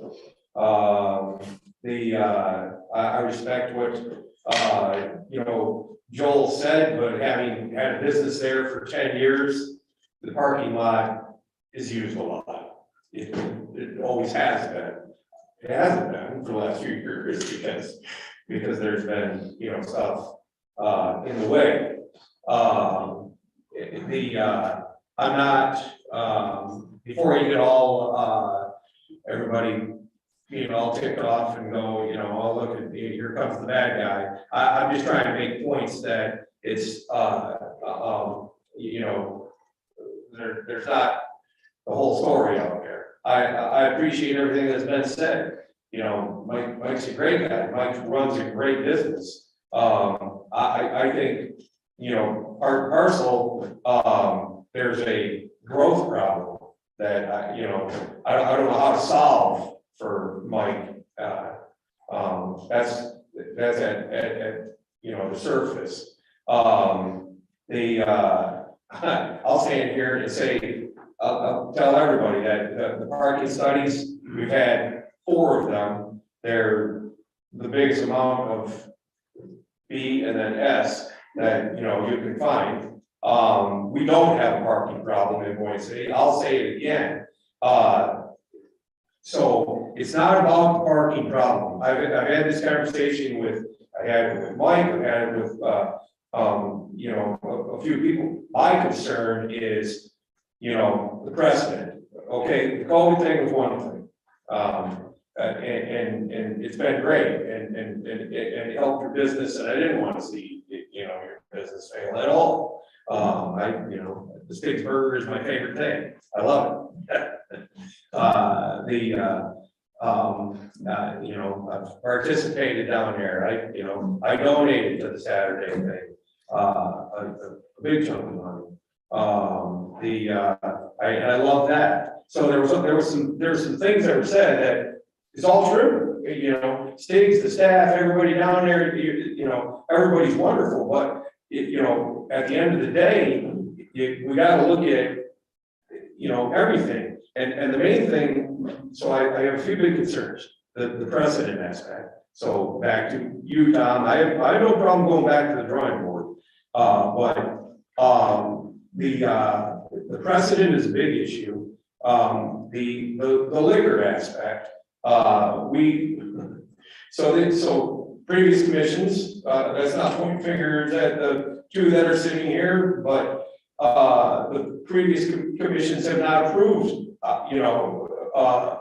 Alcohol or around the outside and stuff like that. So it's been a big taboo thing in Boyne. I don't agree with that. I've stumped for the city closing off even the main drag during, you know, a little bit more, times during the summer and stuff to allow for things to happen, you know, on different, you know, more events than like Boyne Thunder and stuff. So it's not so much just about this parking lot. It's more about the broad aspect of it. And my fear, I have a few fears about the, if we just allow this to go, and especially with the rental aspect, which, you know, was said with the Petoskey aspect, the rental aspect opens up another can of worms in my mind, because now, you know, Scott deals with all of this all the time on the parking aspects from the, you know, zoning and everything.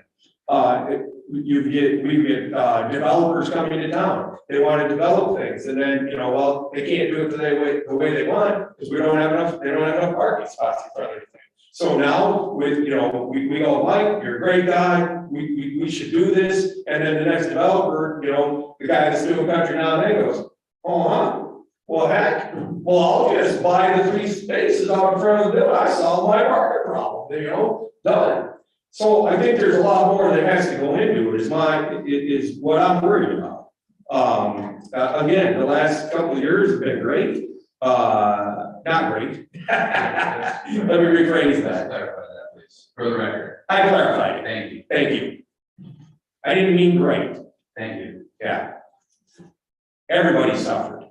Everybody in this room, not just hospitality, sir, like you tried to say, okay? Yeah. I got it. Housing market. Sir.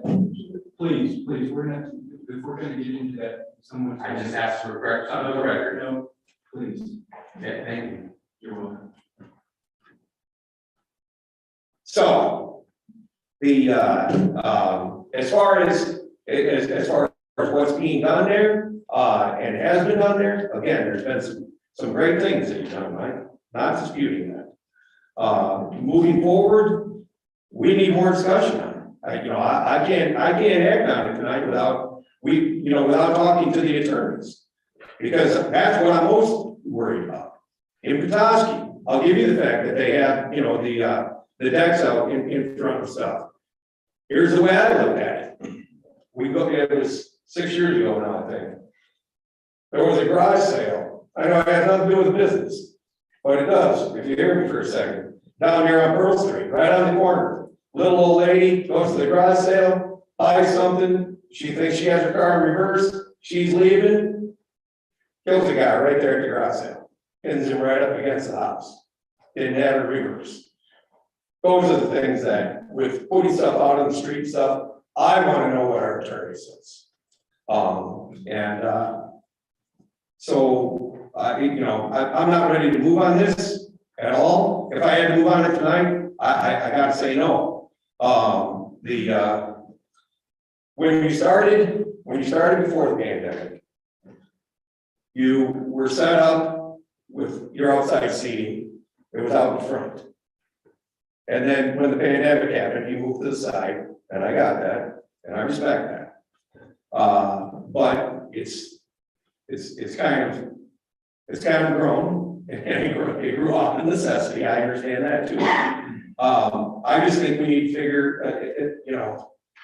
figure out how we're going to do this and be fair to everyone in the community. And again, who says that the co-op that's going to rent 2 spots out in front of theirs, or it's the domino effect that we have to look at in the ramification. I get it. They're lined up right now to want to do that. It was brought up at the Cafe Sante. That guy paid first, just like this. There's no favoritism. There's no, Mike, you can't do it, but that's going to go on forever. That's not fair. So those are my points on it. Kevin, I have a question for you. Is Kevin still here? Yeah. Kevin, have there been any issues with the parking lot, pedestrian safety, or alcohol issues related to that there in the parking lot? Not that we're aware of. Can I follow? What two Subarus? I don't know. I gotta go down and check the log on those. Okay, If they were tagged, I'm assuming they're down behind, the summer area where the full-time tennis park. got it. Sorry. No, that's okay. Yeah, I guess one question I had is, being fairly new here, I guess I don't really answer the questions on this, you guys. Is there, are food trucks allowed in Boyne City? I know it was a hot topic, a couple years ago. Well, Scott, can you answer that question? In commercial areas where dining establishments are allowed, food trucks are allowed on private property. They're not allowed on public property except for like a pre-approved events like the food truck rally. Thank you. You kind of really echo some of Marty's points. You know, I'm not ready to move on this either, until there's a lot of clarification, especially from the city attorney about liability for us, you know, putting more people on the street around moving cars. I was told by one business owner concerned about the parking lot currently has sticks about this, the stigmas make it difficult to move around that parking lot with a vehicle without putting the people in the stigmas in danger. And you look at it, I mean, it doesn't look scary, but I guess we're backing up a great big pickup truck. Yeah, it might be a little daunting. Concerned about that. And I'm not sure I feel about renting spaces out. I mean, there is one aspect of that those are paid for by the taxpayers, and now the taxpayers can't use them. So I go back and forth. There should be some compensation for the taxpayers on that. And again, you know, with allowing one business, we gotta allow everyone. And what's Boyne City gonna look like if 2/3 of our parking spaces are taken up by businesses with the same scenario? I don't think anyone wants that. So until there's more definition and more thought and discussion put into this, I can't support it. Okay. Well, I'm a bit disappointed that the coming to us at this point, just a couple weeks away, when we knew we were gonna have to cross this bridge, and there's a lot of unanswered questions. We have a letter of support from the Chamber Board, the Chamber membership, but we've got the Main Street Board suggesting put the brakes on this. So that's really my main complaint. I mean, there's a lot of creative ways to solve the problems, and not very many of them have been explored. However, I mean, we have an issue here with a small business that's seeking immediate relief, and we have a May 1st deadline. And I wonder, while we're waiting for an opinion from our city attorney and some of these other questions about potential barricades or landscaping that we put around the seating area there to protect people, if there's a creative way of doing that. Because it is an issue, it isn't, you know, it is an accident waiting to happen. If there's a way that we can continue to allow this while we work through this to set another deadline. I also think there's a way of working with other businesses and setting a price on parking spaces to make it equal to everyone. Because like you believe what you do for one, you do for all. But look at the overall parking in this downtown area and just come up with something that's going to work for everybody. And as I understand it, there's only one other business that's indicated interest. Is that correct, Mike? There's only one other business that has asked for this? That is correct at this time. There was a question about Cafe Sante. Are they the other business? No, Cafe Sante has not made a request for this season at this point. Okay. So those are sort of my thoughts. I'm just hoping that we can come up because I agree with what Stiggs does for the community. And I agree that we need to be fair with everyone. I just think there's a way to getting there. And it's unfortunate that we've got to make this decision now when we're not there. So would the commission entertain a motion to just extend this for another period, another month? To work through these issues? So that Stiggs can continue with its planning, and we all have now identified what the issues are and see what we can do about it. I would support that concept and might add to it that in that time, why we get input from Main Street, from Chamber, from Stiggs, and from city staff, and from legal, and the police department. We can get input from all of them. Have a discussion here. Well, I would hope that the business community is engaged with this through the chamber and through Main Street, and that in a month from now, we come with something that has the support of the downtown community. That's what I'm looking for. I assume we can look through the issues of the liability, maybe not, maybe we are taking risk, and that's certainly something that we have to figure out. I think the layout on the property could be near. So,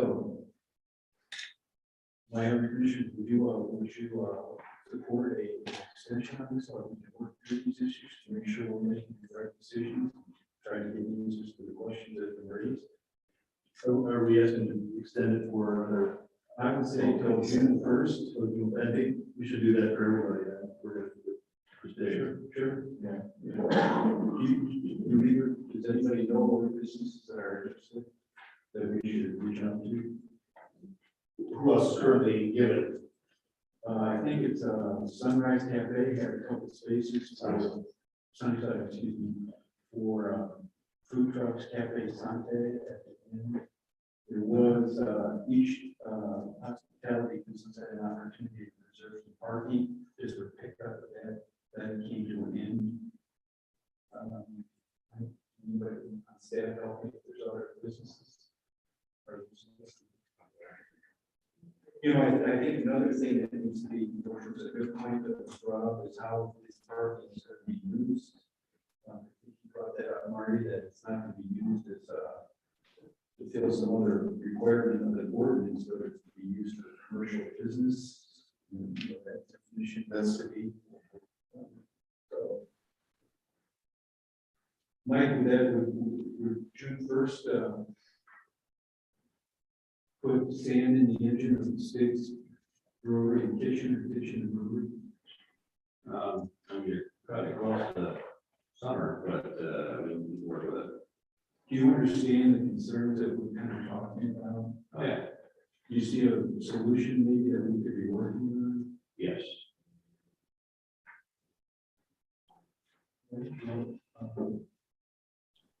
Could I make a motion to extend the accommodations for Stiggs and what other business was allowed under our COVID relief? Be extended until June 1st, 2022, with the Chamber, Main Street, city staff working on questions raised and to come back with a document that we can support. Sorry, Discussion. Yeah, I mean, I guess, you know, the question does go back to, you know, Mike, I mean, I guess you know, does that help or does that confuse you to, you know, I mean, if you move it out a month and then it doesn't go in the favor somehow because the attorneys say so, or because of the information gathered or however, did that make things worse because you already had a deadline, or does it, you know, at that point in time, the stimulus would be gone because it'd be summer for sure. Right. And, so I guess with that being said, I mean, at least because we don't see nice weather till after the Memorial Day. Half the time.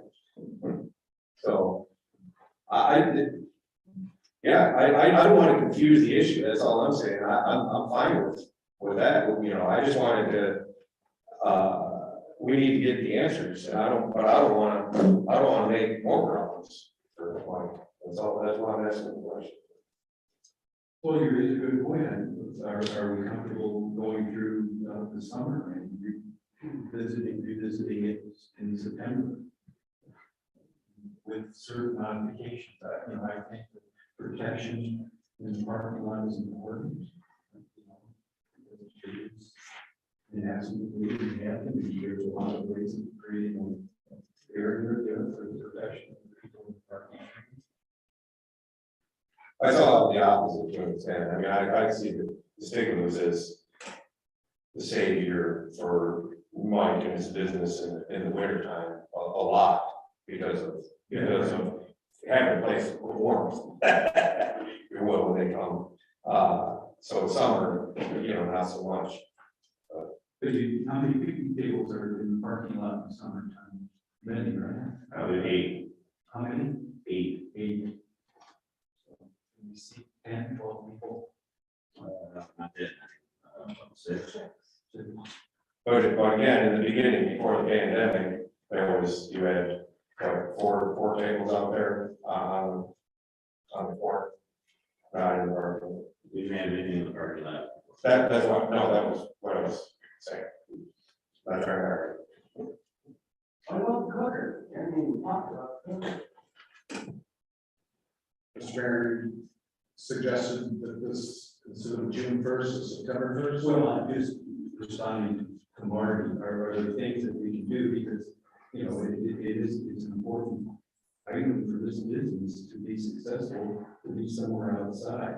I think there's a way that we can come to a good resolution to it.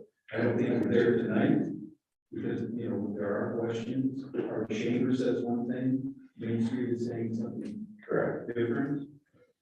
We need to get on the same page, because the main argument here is why are you playing favorites with one particular business? Right. And we're not doing that.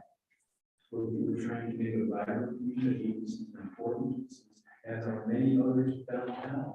And they need to have that same community that we're watching in the back of the same states. That's my point. I agree. I'm comfortable with your motion.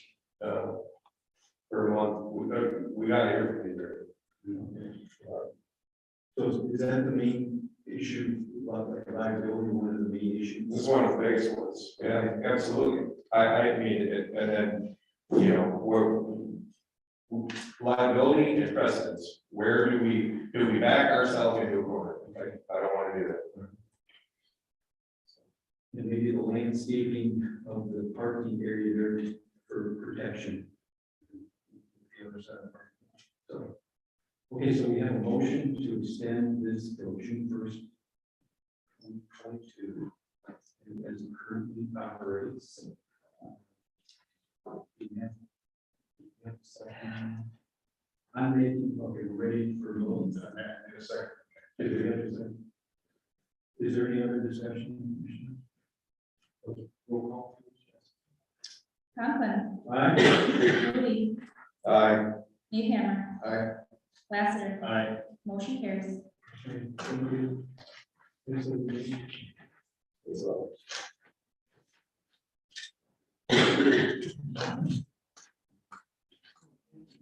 Move on to item H, library lot housing request proposal. Consider the recommendation from Charlotte County Housing Rate Program Director Steve Schnell to seek development proposals for housing on city and library properties. Steve? Good evening.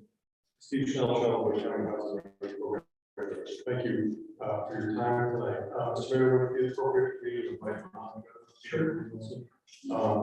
What we're going to ask Monica to introduce it because she came through with this idea, but I wanted to introduce what we're doing, especially the previous conversation. I really appreciate the time you're spending with all your city-owned properties. What we're asking for tonight is just for you to review a request for proposal that would be issued to the public, seeking developer input on what can be done with the city lot right next to the library, with the idea that this would serve a critical need of housing. So with that, I'm going to tell a little history here. Sure, so I'm Monica Peck, I'm the director of the Boyne City Library. The library actually purchased the red building, as it's commonly known as. It was the home of the farmers market for a few years as well. We purchased that back in 2013 with the intention of looking at ways we could expand the library's footprint. Currently, the library where it sits is landlocked, and there's not really any direction that we can really expand the library. So we purchased the red building, and we just sort of sat on it since then. The library board was then, we were in a discussion about what should we do with the red building. We've been approached because it's not the best looking building in town, and so we have been approached to maybe do some repair work on the outside just to make it look a little better. And then the library board was then faced with making the decision they wanted to invest some more money in it. So we started having conversations. We invited some local real estate agents to come and take a look at the red building and tell us what they thought it was worth. And during that process, I had the opportunity to hear Steve speak at a community foundation meeting, and he was talking about creative, out-of-the-box ways that different municipalities were trying to help with the housing crisis that's in our area. And so it got me thinking, maybe there was an opportunity that we could look at with the red building.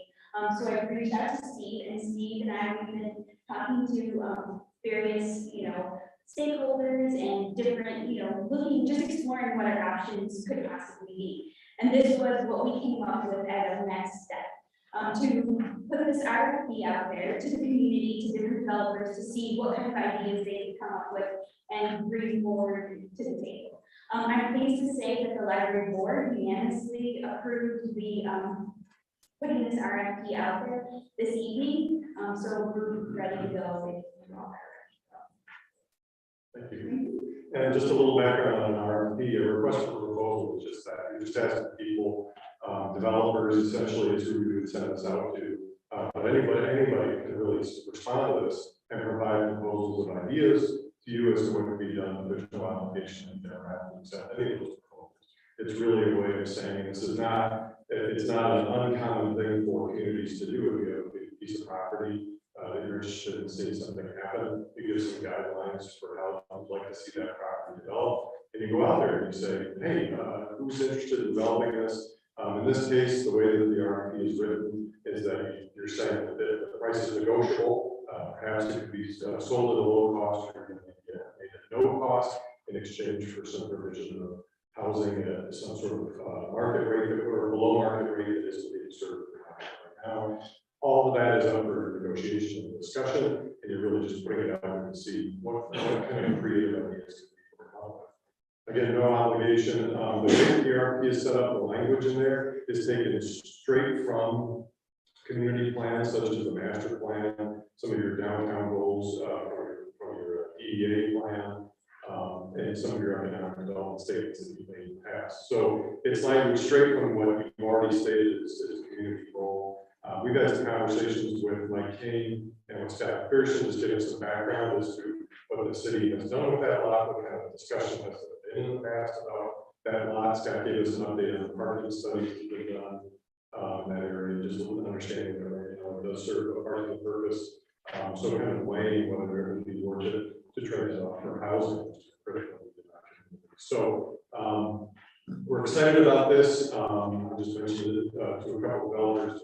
I know if there was, I didn't mention all the specifics because it hasn't been authorized yet, but if there was to be some land in Boyne City made available, and it comes up periodically, just ask, would there not be land available? I haven't pointed this out in particular to all of them, but there's an idea that yes, of course, there's a need for housing, there's a market for interest from developers, not just here, but anywhere in the area of the industrial park or elsewhere. So there's definitely interest. You're not wasting anybody's time by asking that proposal.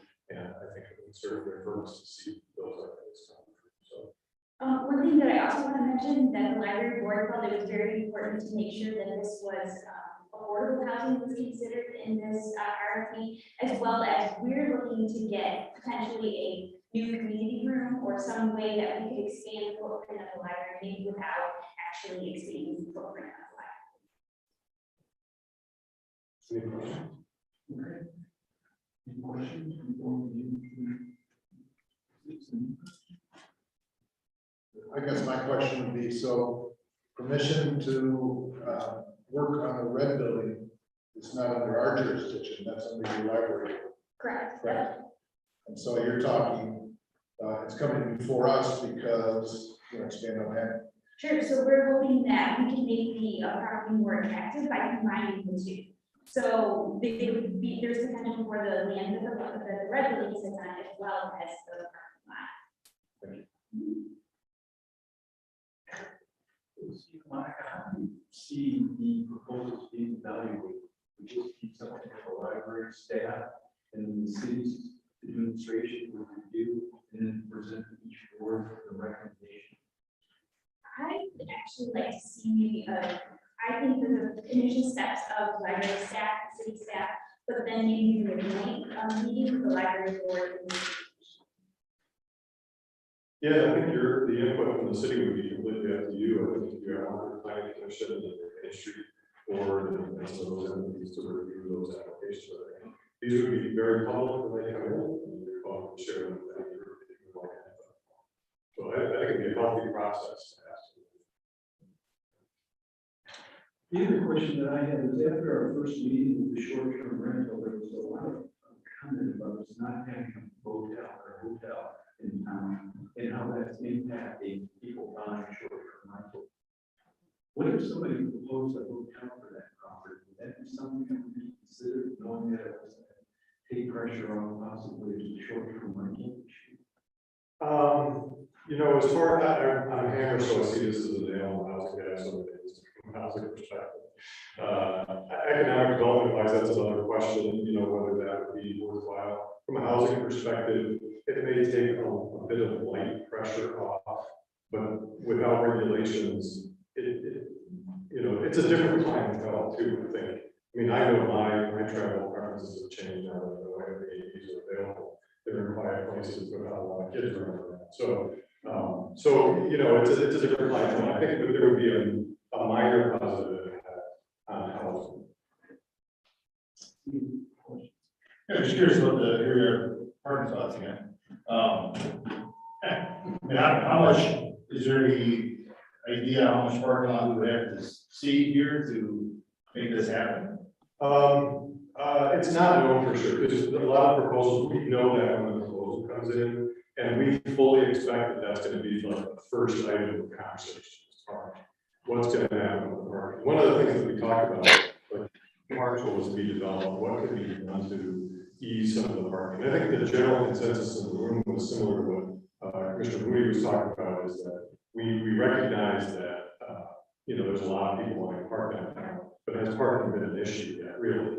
Parking studies have shown that there's a lot of parking spaces available quite often. So, but again, that's part of the conversation that needs to happen when those proposals come in. We did talk about changing some of the parking in front of the library, the angled parking, which would just back of the napkin calculations would add, I think, 7 spaces. We estimate again, an engineer would have to do that, heavy lifting on that, but possibly 7 more parking spaces there. There could be some added. Ray Street, sorry.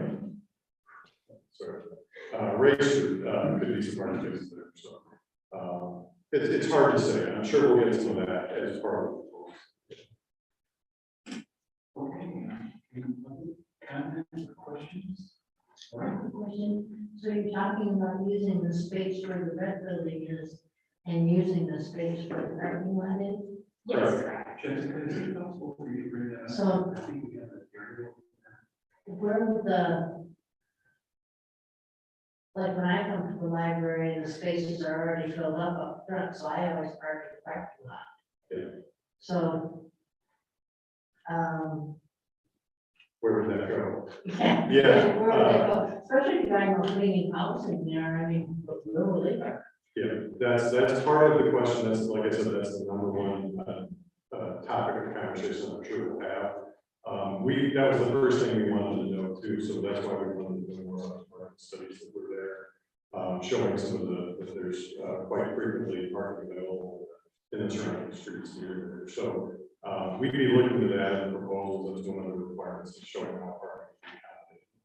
And I think like the angled parking that Steve mentioned would actually make it a little easier for our patrons because there would be more parking right in front of the library.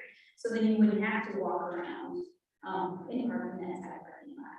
Okay, so there would be more parking in front of the Exactly. library? Yeah, like where the co-op is, that angled parking there, that would be in front of the library. So from like block to block. Okay. Any other comments or questions?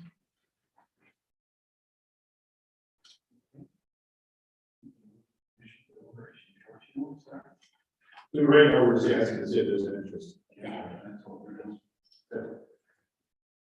Martin? Yeah, I don't have a problem with looking and see if there's an interest. We're swapping, basically where the building is, there's been many that have said that it's an eyesore downtown, and they don't like it and everything like that, so I think that if that, could be done away with and something,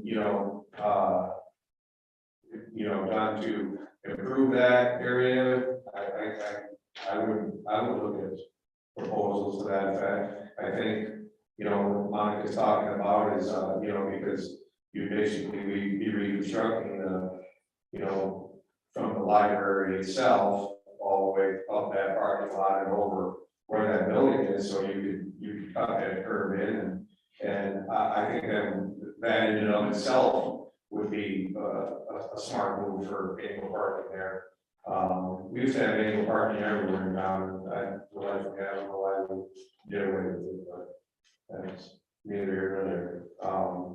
And I think, Ray Street's a perfect example where you could gain a lot of extra parking if we had to and need to. Because for the most part, all it is a truck route for, some of the big trucks for the hardwares and lumber yard and even, beer trucks and stuff turning around town. I think it's something that would be positive to look into, but it'd be interesting to see what people will come up with, so. Well, certainly, thinking outside the box is correct, and it certainly meets two of our goals: economic vitality downtown and housing downtown. So, I would certainly give you the green light to pursue this, and these are citywide goals, and we got property that is, quite frankly, pretty ugly, like you said. The red building is not really doing anything, and it's on prime time property downtown. So sure, let's see what you come up with. Yeah, I fully agree with that as well. Have you had any conversations with the neighboring properties or anything? Like that? Yeah, we talked to Todd Ray about it, to see it, and he gave us really good input. There's pros and cons to being downtown. I think he's enjoyed it. He's also mentioned that, with the right situation, there might be some other activities. He had some thoughts about what he'd like to see happen in the neighborhood, so, but he was supportive of this process. Yeah, I'm fully supportive as well, so if you need a motion to move this forward, if someone's interested in doing that. And Mr. Mayor, too, if I could request, I think we had a conversation at one point, just drafting this, about whether it should be 60 days or 90 days, time period we'd like to see it out there. I don't think we would recommend it probably one way or the other. I think just getting it out there, we can get it out very quickly to a lot of people. 60 or 90 days, we don't want to do that time. To get ideas. Well, I would think that would be people else.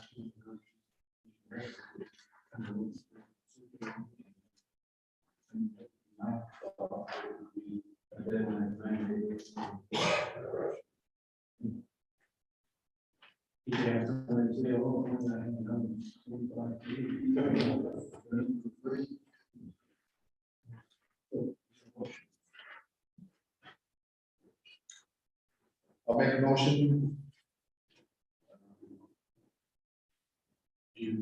90 days in there. I've heard the discussions. Okay. Consider the recommendation from Charlotte County Housing Authority Program Director Steve Schnell to seek development proposals for housing on city library projects. Okay, should we identify the address of the city property or is that being? You might want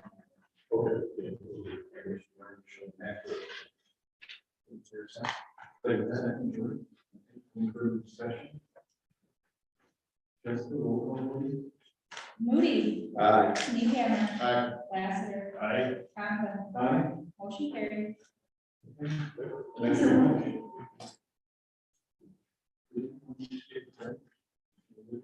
Have two more.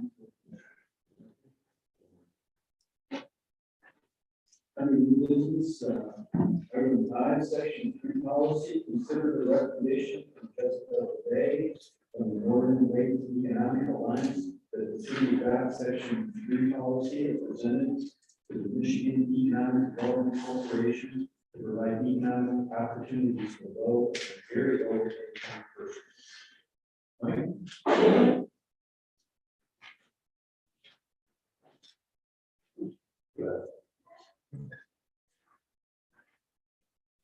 Are you there, Mike? Yes, I was expecting Jessica to be here to present on this memo. Jessica, are you going to take over? Sorry. Yeah, sorry.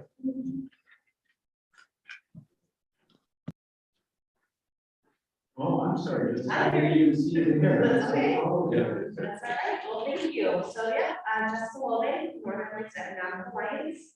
So included in your packet was a memo on why the section 3 policy is being required.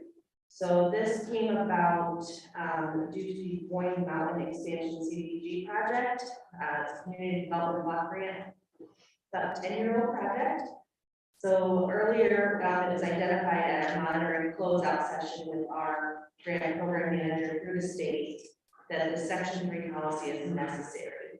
So what a section 3 policy is necessary is the funder of CDBG comes from HUD.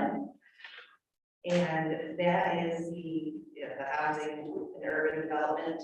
So because HUD is federally funded, if you receive the federal funds, you have to indicate that you will give every economic opportunity that you can possibly use for low to low moderate income persons.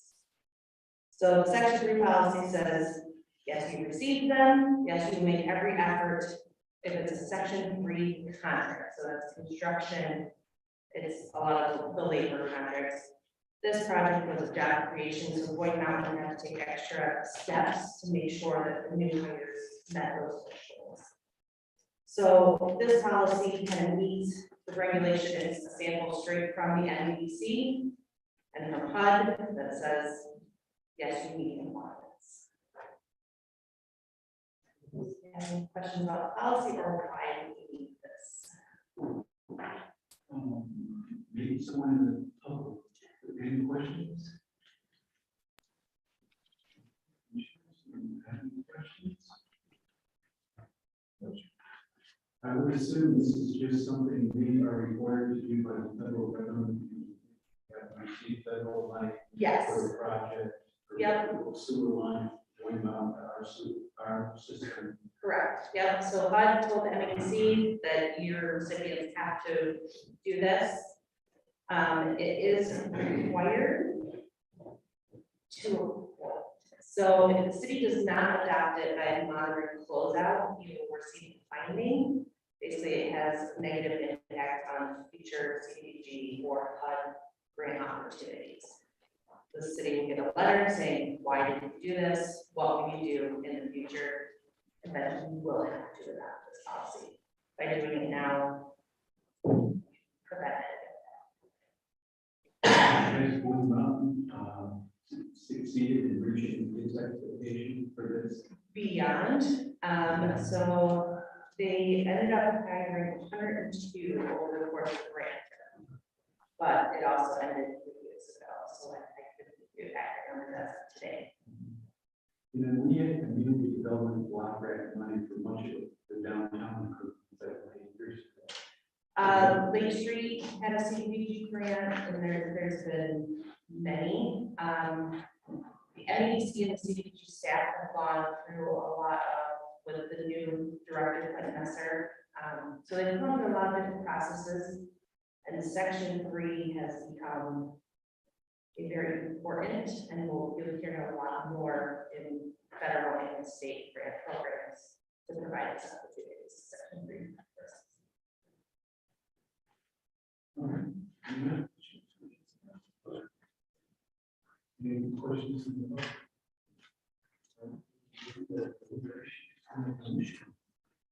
George, you want to start? I'm good, sir. Yeah, no, I mean, it's, I'm fine with it, it's been, great over the years, and it was a big deal.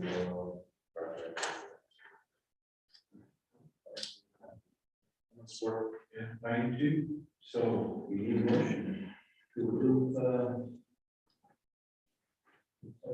three policy.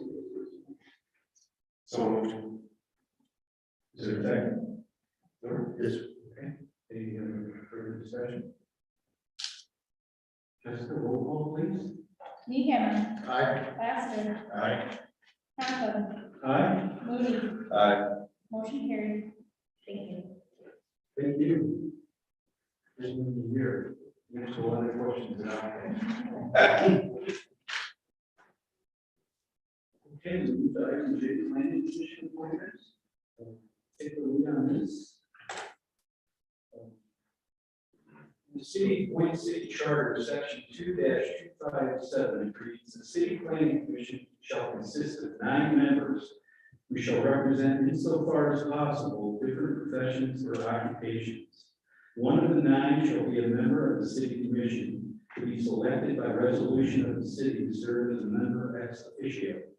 All ex officio members appointed shall have full motion and voting rights. The remaining 8 members shall be appointed by the mayor, subject to the approval by a majority vote of the city commission. Past practice of the planning commission and all other city board and commission appointments has strayed somewhat from the charter. Rather than mayoral appointments approved by the city commission, the city has followed the procedure of allowing all boards and commissions to recommend candidates to the city commission for its approval. For some city boards and commissions, this is a process outlined in the charter. However, for the planning commission, downtown development authority, and compensation division, the charter gives authority for those appointments to the mayor subject to the approval of the city commission. In addition, according to state law, the recodified Tax Increment Financing Act of 2018, the chief executive officer of the city makes appointments to the local development finance authority with the approval of the city commission. In regards to who serves as the chief executive officer, our city attorneys have stated that the language in our charter is consistent with that of the LDFA and DEA state law when it comes to the mayor being the chief executive officer. The past process used the board and commission appointments to serve the city well, but it is my intention as mayor to exercise authority given the position to make appointments to the planning commission, DEA, LDFA, and compensation committee. As noted, this has been reviewed by the city attorney. At present, there is a vacant position on the planning commission. To fill the vacancy, I am appointing Carl Van Dalen. Mr. Van Dalen has been a Boyne City resident for 20+ years and brings outstanding skills and professional experience to the planning commission. Attached for your review is Mr. Van Dalen's City of Boyne City Board member application, along with additional questions I asked interested candidates to answer. In addition to Mr. Van Dalen, candidates who met the qualifications to serve and apply for the planning commission were Mark Yellow, Sandra Pritchard, and Leah Giesenroth. It is my recommendation that the city commission approve my appointment of Carl Van Dalen to the City of Boyne City Planning Commission to fill a vacancy for a term expired May 31st, 2024. So.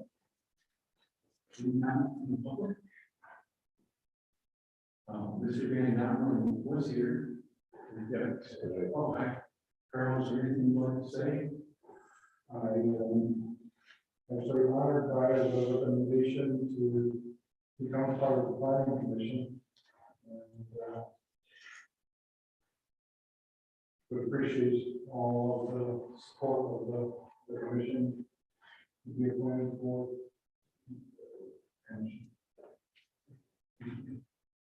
Any public comment?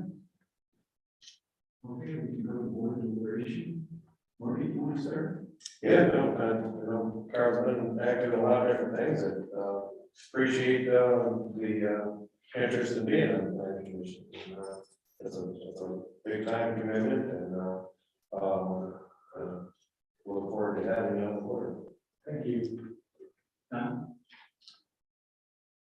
Full support. Carl's resume is quite impressive, and he's been part of our community for over 20 years, and he has been active in our community, and will bring a wealth of experience and expertise to our planning commission.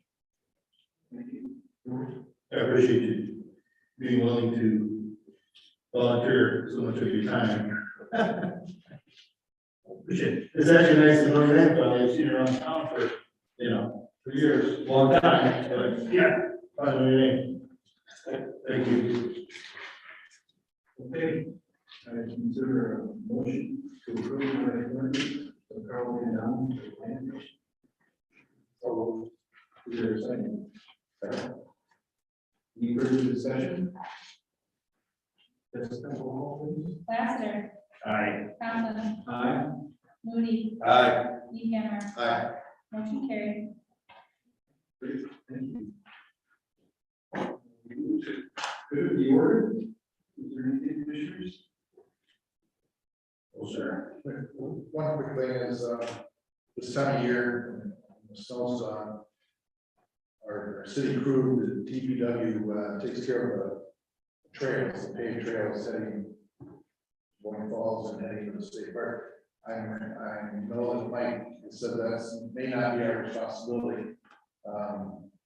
I just wanted to be addressed, that maybe Mike can look into it and get her done. Didn't swap off. I believe they've been out in the industrial park. I've been out at a few times, and there was a lot of, I think there was some of them has been there. But I was wondering the same thing about just understanding, when Dillon Township contracts out, just, know it's working as a. Staff. I haven't spoken with Thomas lately regarding that, so I have to touch base. Anything else? Oh, announcements. The next regular city commission meeting is scheduled for April 26, 2022.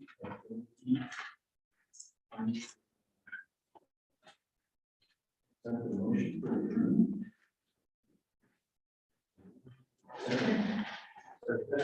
All those in favor, say aye. Aye. Those opposed? Thank you very much.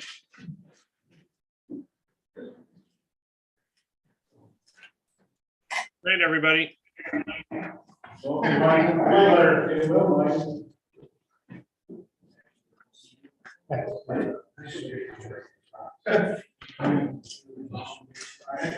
Yes, sir. Thank you.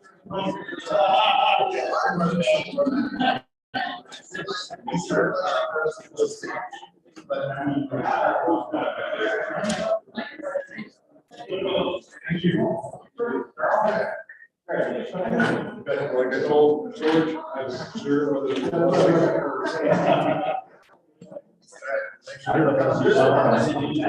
Oh, yeah, I mean, very fun. I'm gonna miss you.